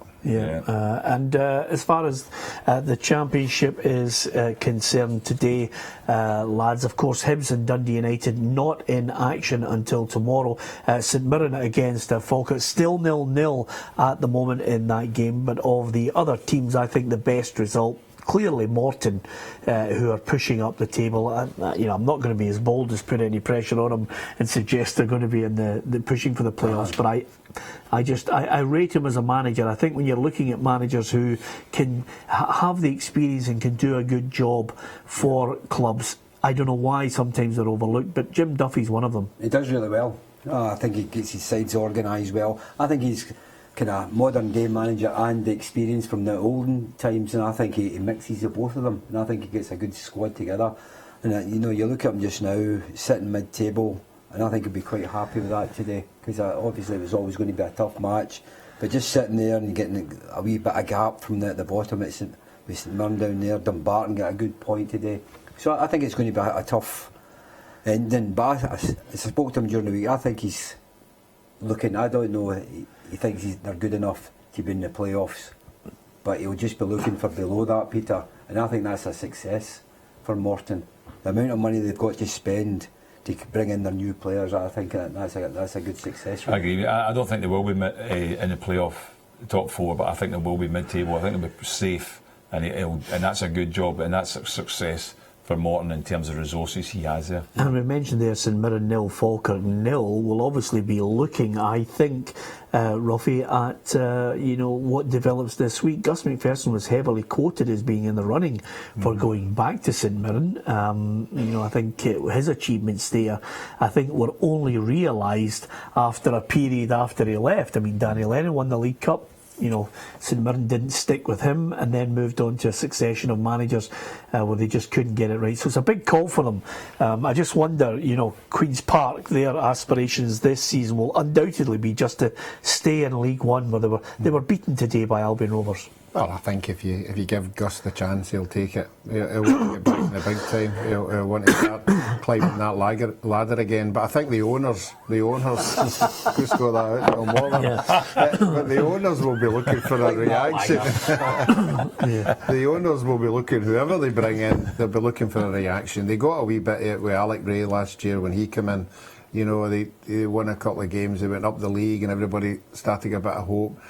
Maybe we'll get in the playoffs, but it never materialised, and so they have to get it right. I mean, Gordon's saying they've 60 applicants or something like that. Yeah, over 80. So they've narrowed it down. Obviously, they're going to announce it next week. So it has to be somebody who's going to come in and give everybody a lift and a bit of hope. I was amazed they even mentioned Neil Warnock was mentioned, wasn't he? He was just in town and he just heard about it and just phoned up. He's got a house in the news. There are some names that's just ridiculous. I know. And no disrespect to Neil Warnock, he's got a good pedigree. Yeah. But I just think, if the board had to go down that road, Murdo, that would just be ridiculous, because there's a short space of time where a manager has to, first of all, get in there, realise they've got a tight budget with no money, and then you've got to understand the Scottish game and the mentality of some of the players. I think that's the whole thing about Neil Warnock, talking about it, and well done to him, because he came out right away and says, no, by the way, I'm not interested in the job.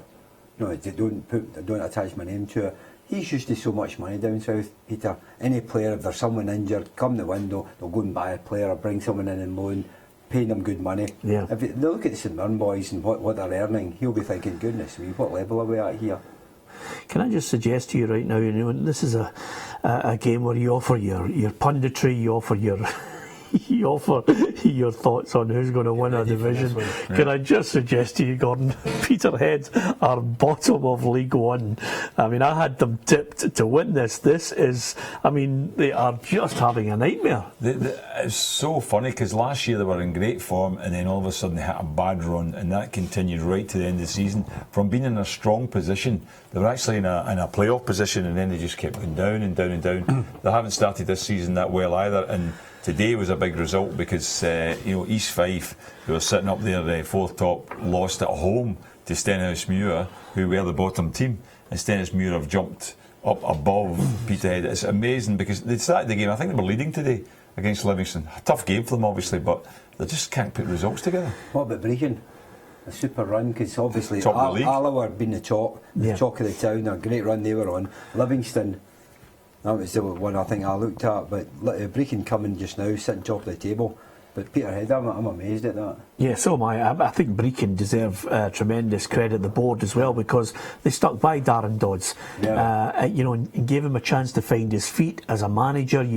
If you're a young manager coming into the game, you want a board to say, okay, cut your teeth, make mistakes, we'll still stick with you. Yes, absolutely. And I think that was great they did that, and he's certainly paying the benefits. I mean, to get a good win today away from home at Stranraer, because Stranraer's not an easy place to go either. A lot of teams struggle down there, but that's a good win.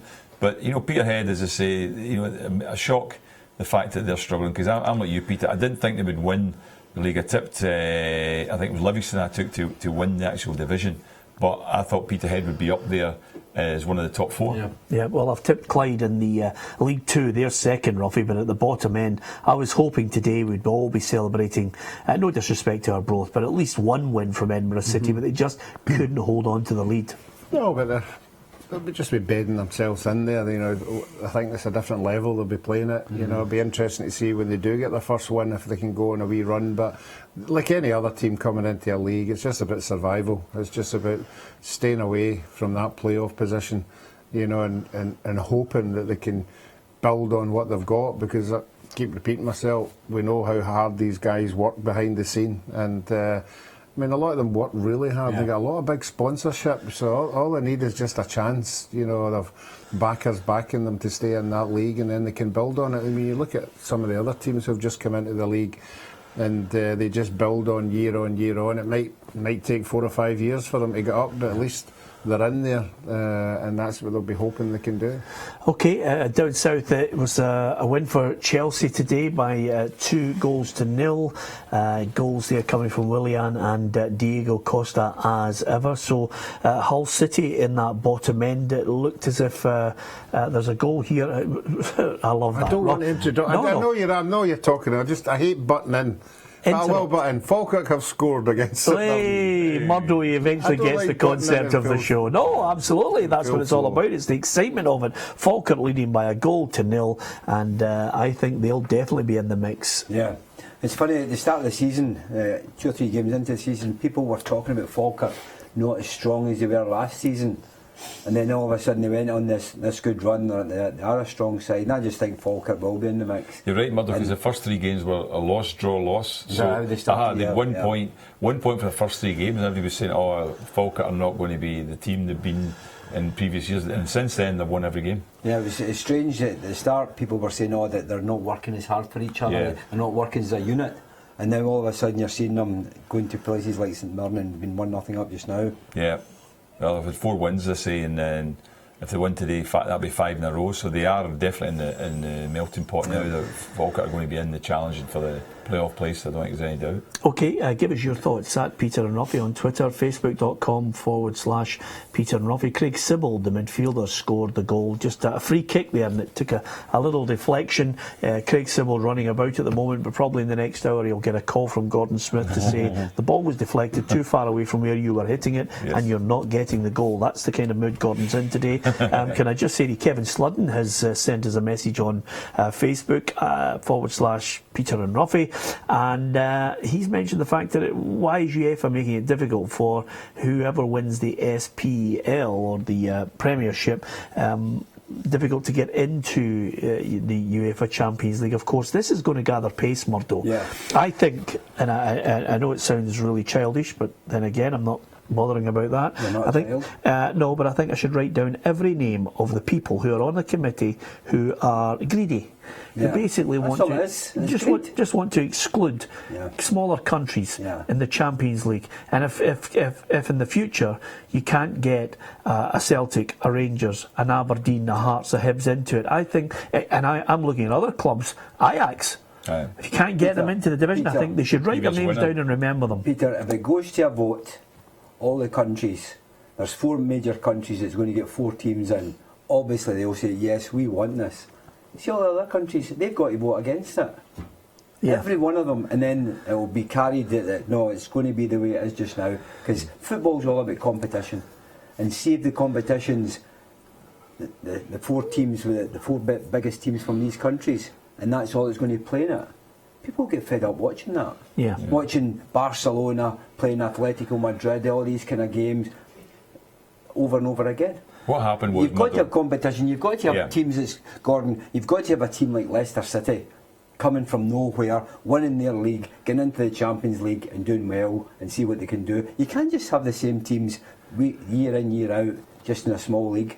No, it's all down to finance, because what happened, the reason the Champions League became the way it was, because you've got this big group body who are the professional clubs one, the big European one. Yes. And the major clubs are running that, the major countries, the big clubs like Barcelona, Man United, all these clubs. And what they said to UEFA was, we'll form our own tournament unless you change it. So what happened, UEFA just had to change everything in order to make sure they stayed in their tournament, because UEFA make a lot of money, which they do. They make probably more than they've ever made before as well, for UEFA because look how much they give out. I mean, let's be honest, the Champions League, the actual money that comes from it is huge, right, because of the television. And that improved because you had more big teams in it from these countries rather than just one from Spain. That's the argument for it. And these big teams, the teams from the big countries, once again are saying we want this to be much more about just us than all these other countries, and that's why UEFA have a difficulty with that. They do have a difficulty with it. Yeah, I mean, you've had Real Madrid and Atletico Madrid in the final, regularly in the final. I think there's a repetitive nature to the latter stages of it. Not that I would suggest to you that every game is dull. You get some fabulous games, but then again, there are some which are so tight that maybe one goal's deciding it, Ruffy. But on the evidence of Wednesday night, and maybe we're just overly patriotic about it, but on the evidence of Wednesday night, Pep Guardiola and every one of the Manchester City players will go away saying, delighted to have been at Celtic Park. The amount of people who have been to the ground and said this has been a special night, and it's not just Celtic. I mean, when you see the highlights at night time and you look at other clubs, you touched on Ajax there, Borussia Dortmund. Look at the atmosphere in that stadium. Is absolutely. I'll give you another one where there's a special atmosphere. Fenerbahce, they're in 2 hours before it and having a party on their own. Brilliant atmosphere in there, slightly intimidating, I have to say, but nevertheless, still a great atmosphere. Mm-hmm. Yeah, but you get the teams like Rosenborg who have been in, for a long time now. Yeah. I mean, their stadiums are jam-packed. It's not as if they're not buying into the Champions League. Once they're in the players and they're in there, their stadiums are full, so you've got to take that into consideration as well. Alan, the smaller clubs, when a game's at their home ground, it's jam-packed. You can't get a ticket for it. But the big clubs, in the early stages, Peter, they're half empty. Yep. Especially when you go and see some of the Italian games, they're half full at the stadiums because this is just the kind of warm-up stage. So they're kind of spawning. They've got so many top games, and you just think, we'll get another one next week or a fortnight's time. Well, we mentioned when you consider some of the protests over a long period of time here in Scottish football as well, when fans get it in their head that they're going to make a protest and they're going to try and get their voices heard, it can make a difference. And I do genuinely believe that collectively, as you mentioned, Gordon and Murdo, I think the clubs need to get together and try and strong-arm them into this. Listen, you can break away if you want. I mean, at the end of the day, this whole thing is geared towards the rich, the haves and the have-nots. We're not going to stand for it. You know? Well, it is geared towards it, and as I say, but they're getting their voice told. And I think what they might do is, a lot of the things they're saying is they will have a situation where Scottish teams can get their champions in it, but there'll be a lot more playoff scenario. So there'll be very few places in the final part out But it's the with. quality they're playing against in these playoffs. It's not just what they've got just now. It's Correct. going to be the teams from really strong countries. You've got to play in a playoff. But I think they were more or less times. saying there was only going to be. I think it was only 4 major countries, because I think they've already discounted France to a degree, haven't they? Yes. Yeah. It's England, Germany, Italy, and Spain. Yep. Are the 4 main ones that are going to have 4. Well, they're the top 4 Yeah. ranking ones just now. That's So it's right. just whoever's the top 4 ranking Yes. ones. If the French took over, whether it was Spain or wherever it was, Yeah. the Germans, then they would be in it. That's right. I totally disagree with the setup, and I think 4 clubs for the big 4 is, a joke as well. I mean, I think the 4th team should be going through a lot of qualifiers to get there. I think champions of other countries, I think it's a disgrace that they're not given that chance to go straight into it, Ruffy. Yeah, I would agree with that 100%. It's great when you're in there and the money that's available, but when you've got a team like Celtic who are having to play all these qualifying rounds, and there's no guarantee that they're going to get there in the end, and as you keep saying, it just the rich get richer, and it's even harder to compete. I mean, we spoke about the money that Man City have spent to build that team, and look at Celtic's team, it's not even comparable. It's just, and the money they do make from the Champions League, I mean, it's phenomenal in terms of that's why Celtic, it was so important for Celtic this year.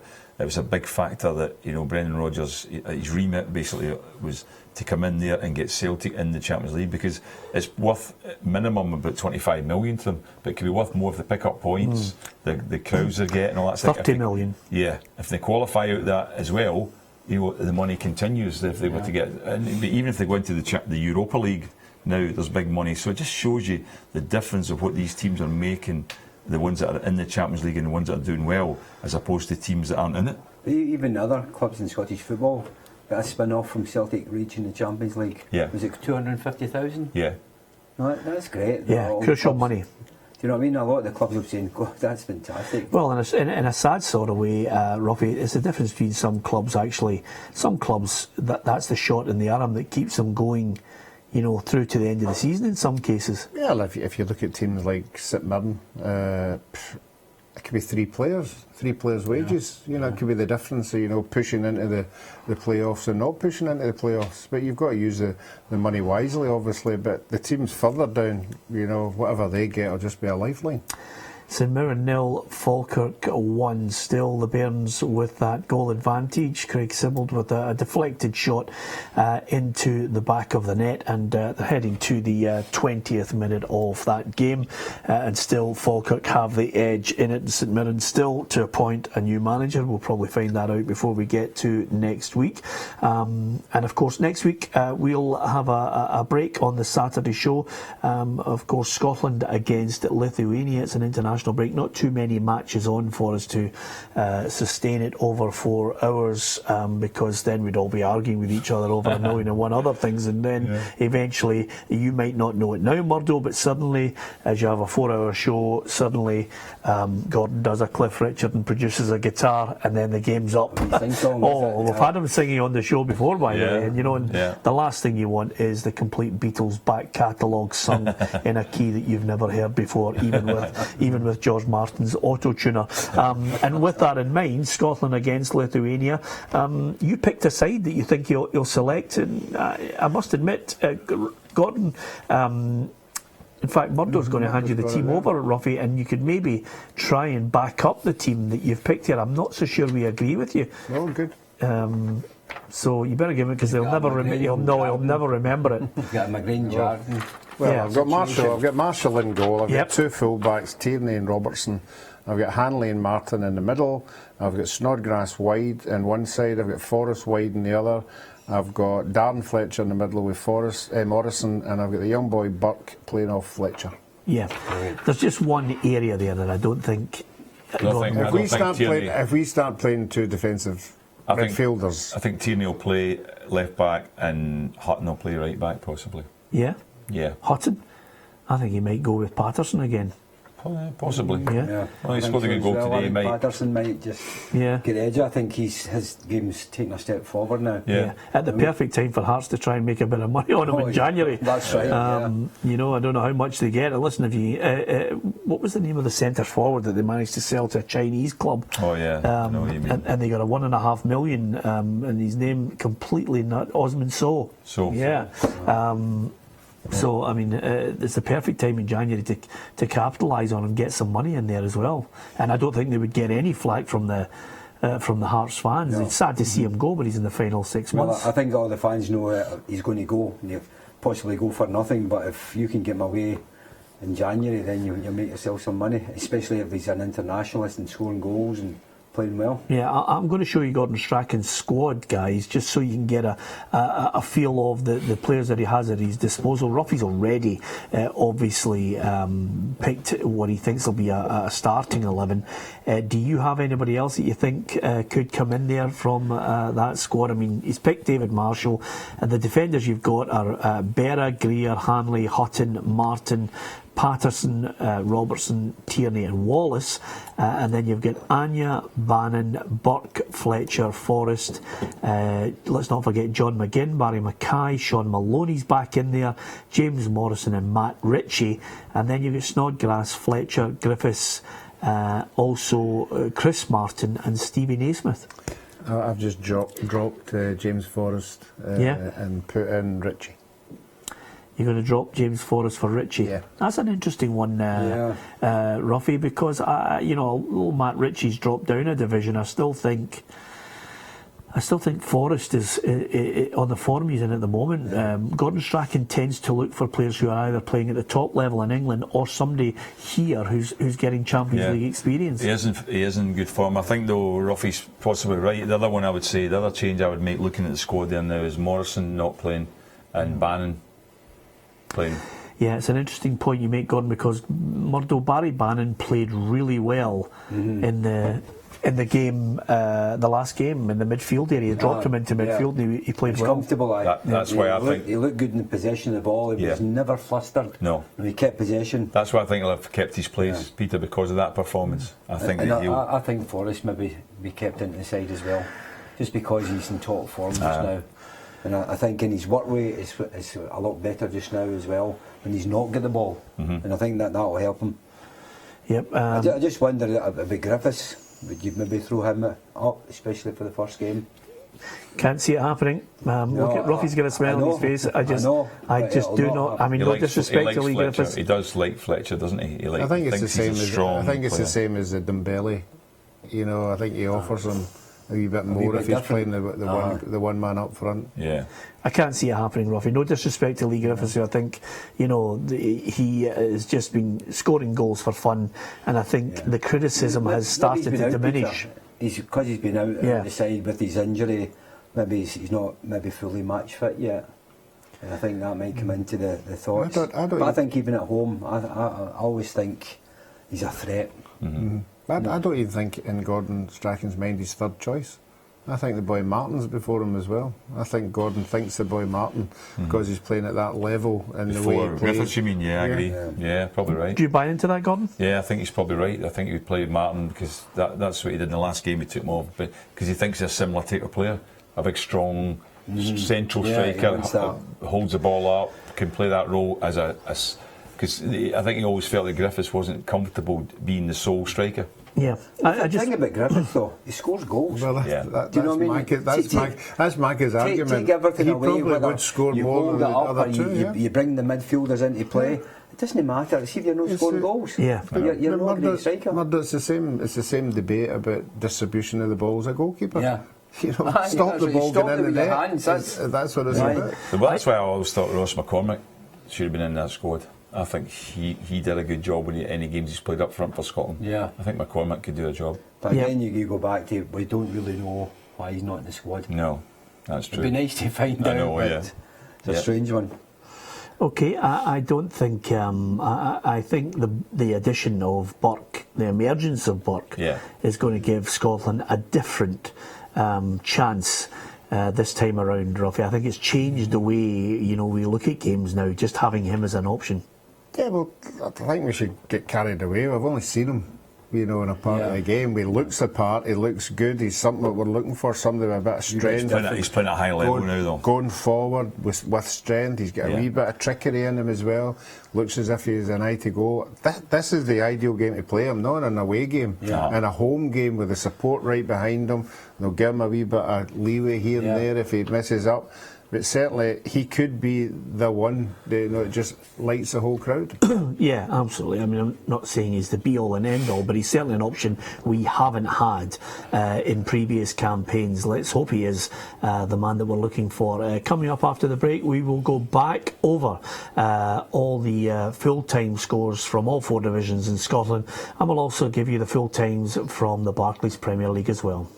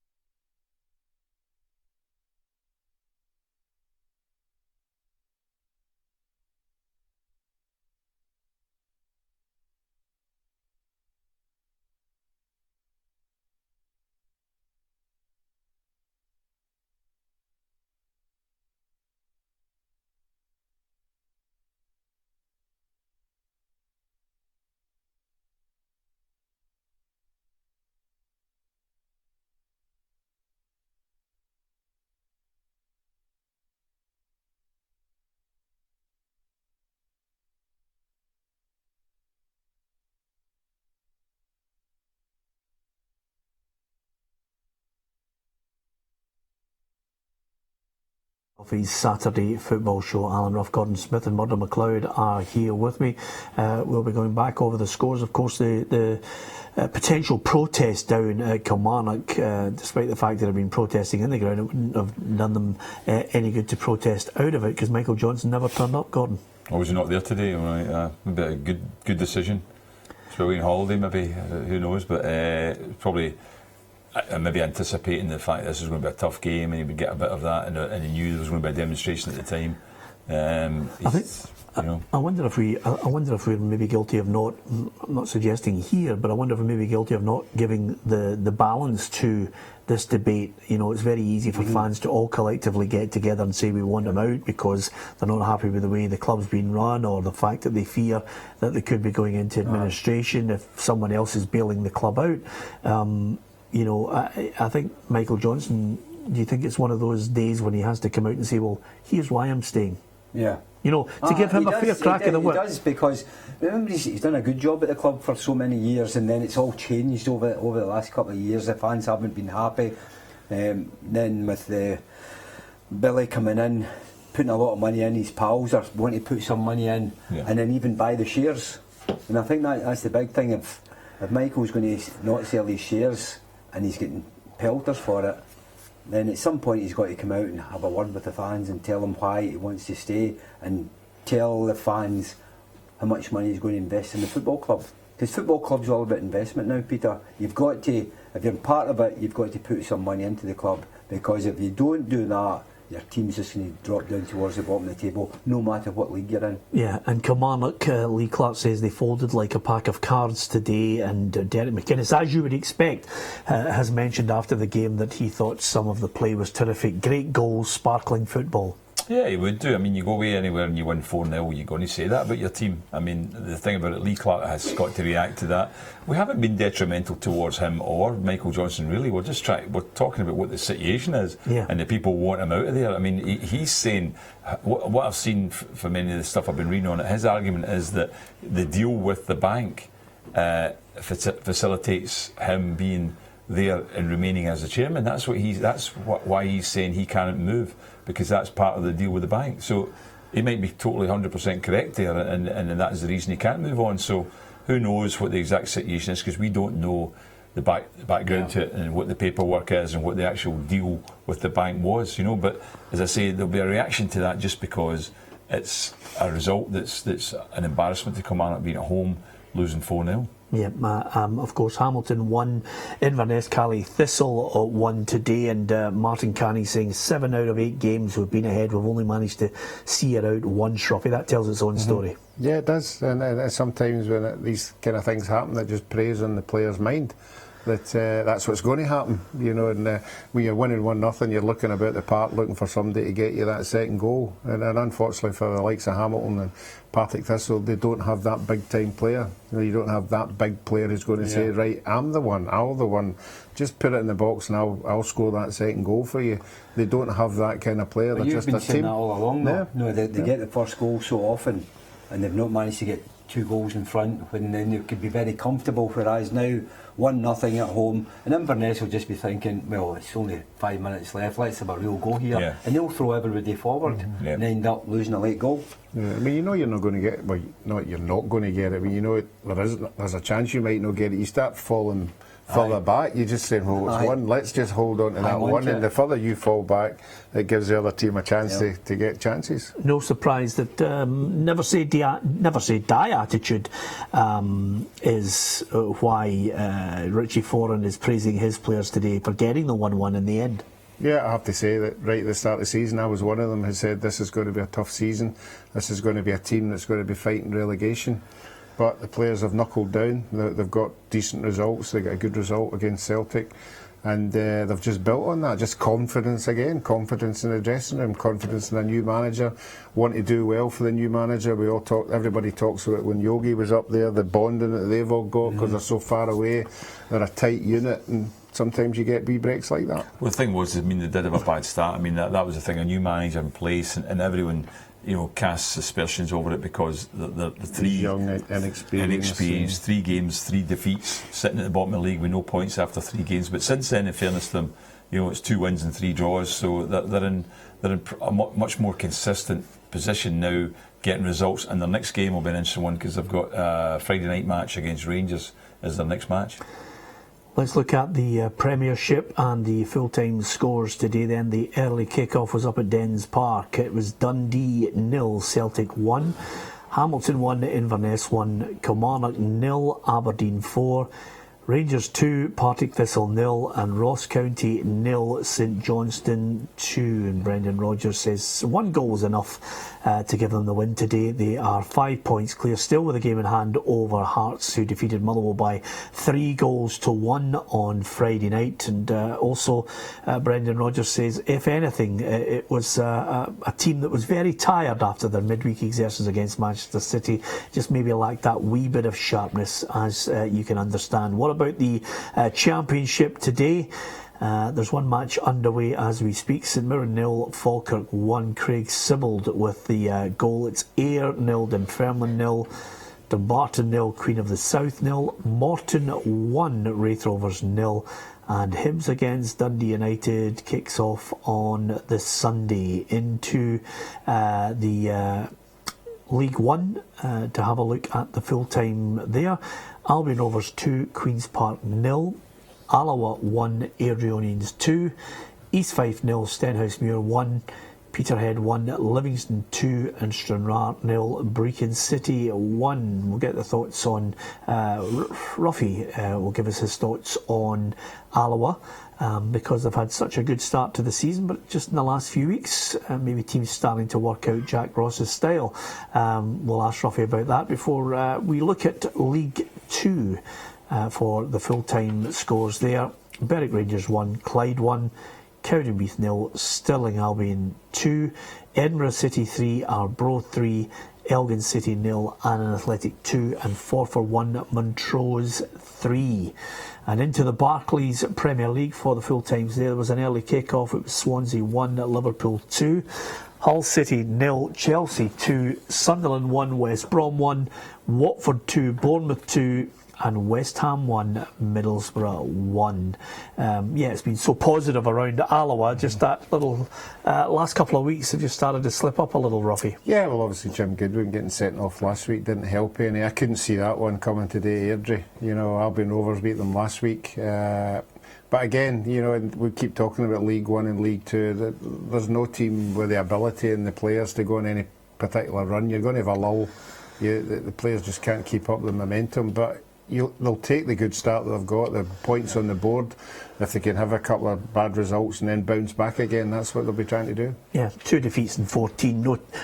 No need for panic with Jack Ross on that, and a draw thrown in there as well for good measure. That's right. No, I think the cup game against Celtic as well, they showed everyone that they're well organised, they can defend, they can get forward, Peter. So I think they'll not be panicking just now because it's early on in the season. But after a great start, you still always want to be up at the top end. But I think just now you've just got to take your hat off to Brecon, because everybody was talking about Livingston, Alloa, and then Brecon from nowhere. They weren't really mentioned, were they? And now all of a sudden they're sitting top of the table. Yeah.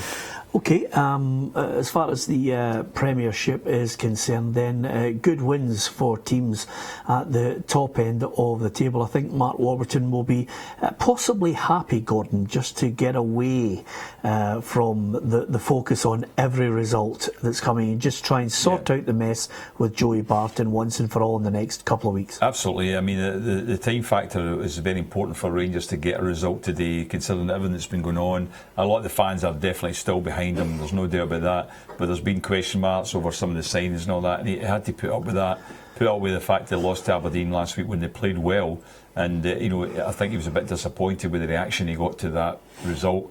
But you're always going to get that when you lose at Rangers, regardless whether you're the better team or not. It's down to results. But they've got this win today, and as I said, they've got a fortnight's break now, so that the most of the publicity is going to be now for the national team. 2 big games coming up, so he can settle things down. But then, as I've been mentioned before, he's got Aberdeen's next two games, who are above them. Next 2 games are at home, whereas Rangers' next 2 matches are both away. So he might find it more comfortable to play away for home rather than play at Ibrox in front of the big crowd when a result is a necessity. But he's got 2 Inverness to go to next, who are in decent form again now, and then they go to Tynecastle, who are also playing very well. Yep, and Scott Brown, the goal hero today, obviously mentioned the fact that it's been, one of those weeks which I think the players will be more than happy with. They're just delighted to get the victory today. Celtic, strangely enough, will have a break, but lots of international players out on duty. That's where the big worry comes, because Celtic will go back into league duty and then have a double header against the German side, Borussia Mönchengladbach. Yeah, that's the thing, and that's a good thing about Scott Brown. Not playing for the international team anymore. He's stepped down and he's possibly saved his energy and injuries he's had in the past. But I think just now, Celtic now will need to make sure the players are away in international duty. It's a lot of travelling for a lot of them, Peter, and then playing the games, a couple of games, and then coming back and then getting ready for the Champions League again. So it's a high level they've got to be at. Just before we go, briefly, Scotland-Lithuania, how do you see it going? 3-1. Same, 3-1. 3-1, both of you in agreement. Ruffy? 2-0. 2-0 to Scotland. There you are. It's always good when Ruffy finishes on an optimistic note as far as Scotland are concerned. And that's because he's been out with the Scotland supporters this week, and maybe some of that sprinkling of optimism has rubbed off on him. Thanks very much to Murdo MacLeod, and of course to Gordon Smith and Alan Ruff as well. Join us throughout the week. We'll have more guests on the programme Monday to Friday at 7 o'clock on STV Glasgow and STV Edinburgh. You can catch the repeat at 11 as well. We'll be on the trail with Scotland. We won't be on next week. We'll be back for league duty the week after. But from everyone here on the Saturday Football Show, thanks very much for watching. Good night.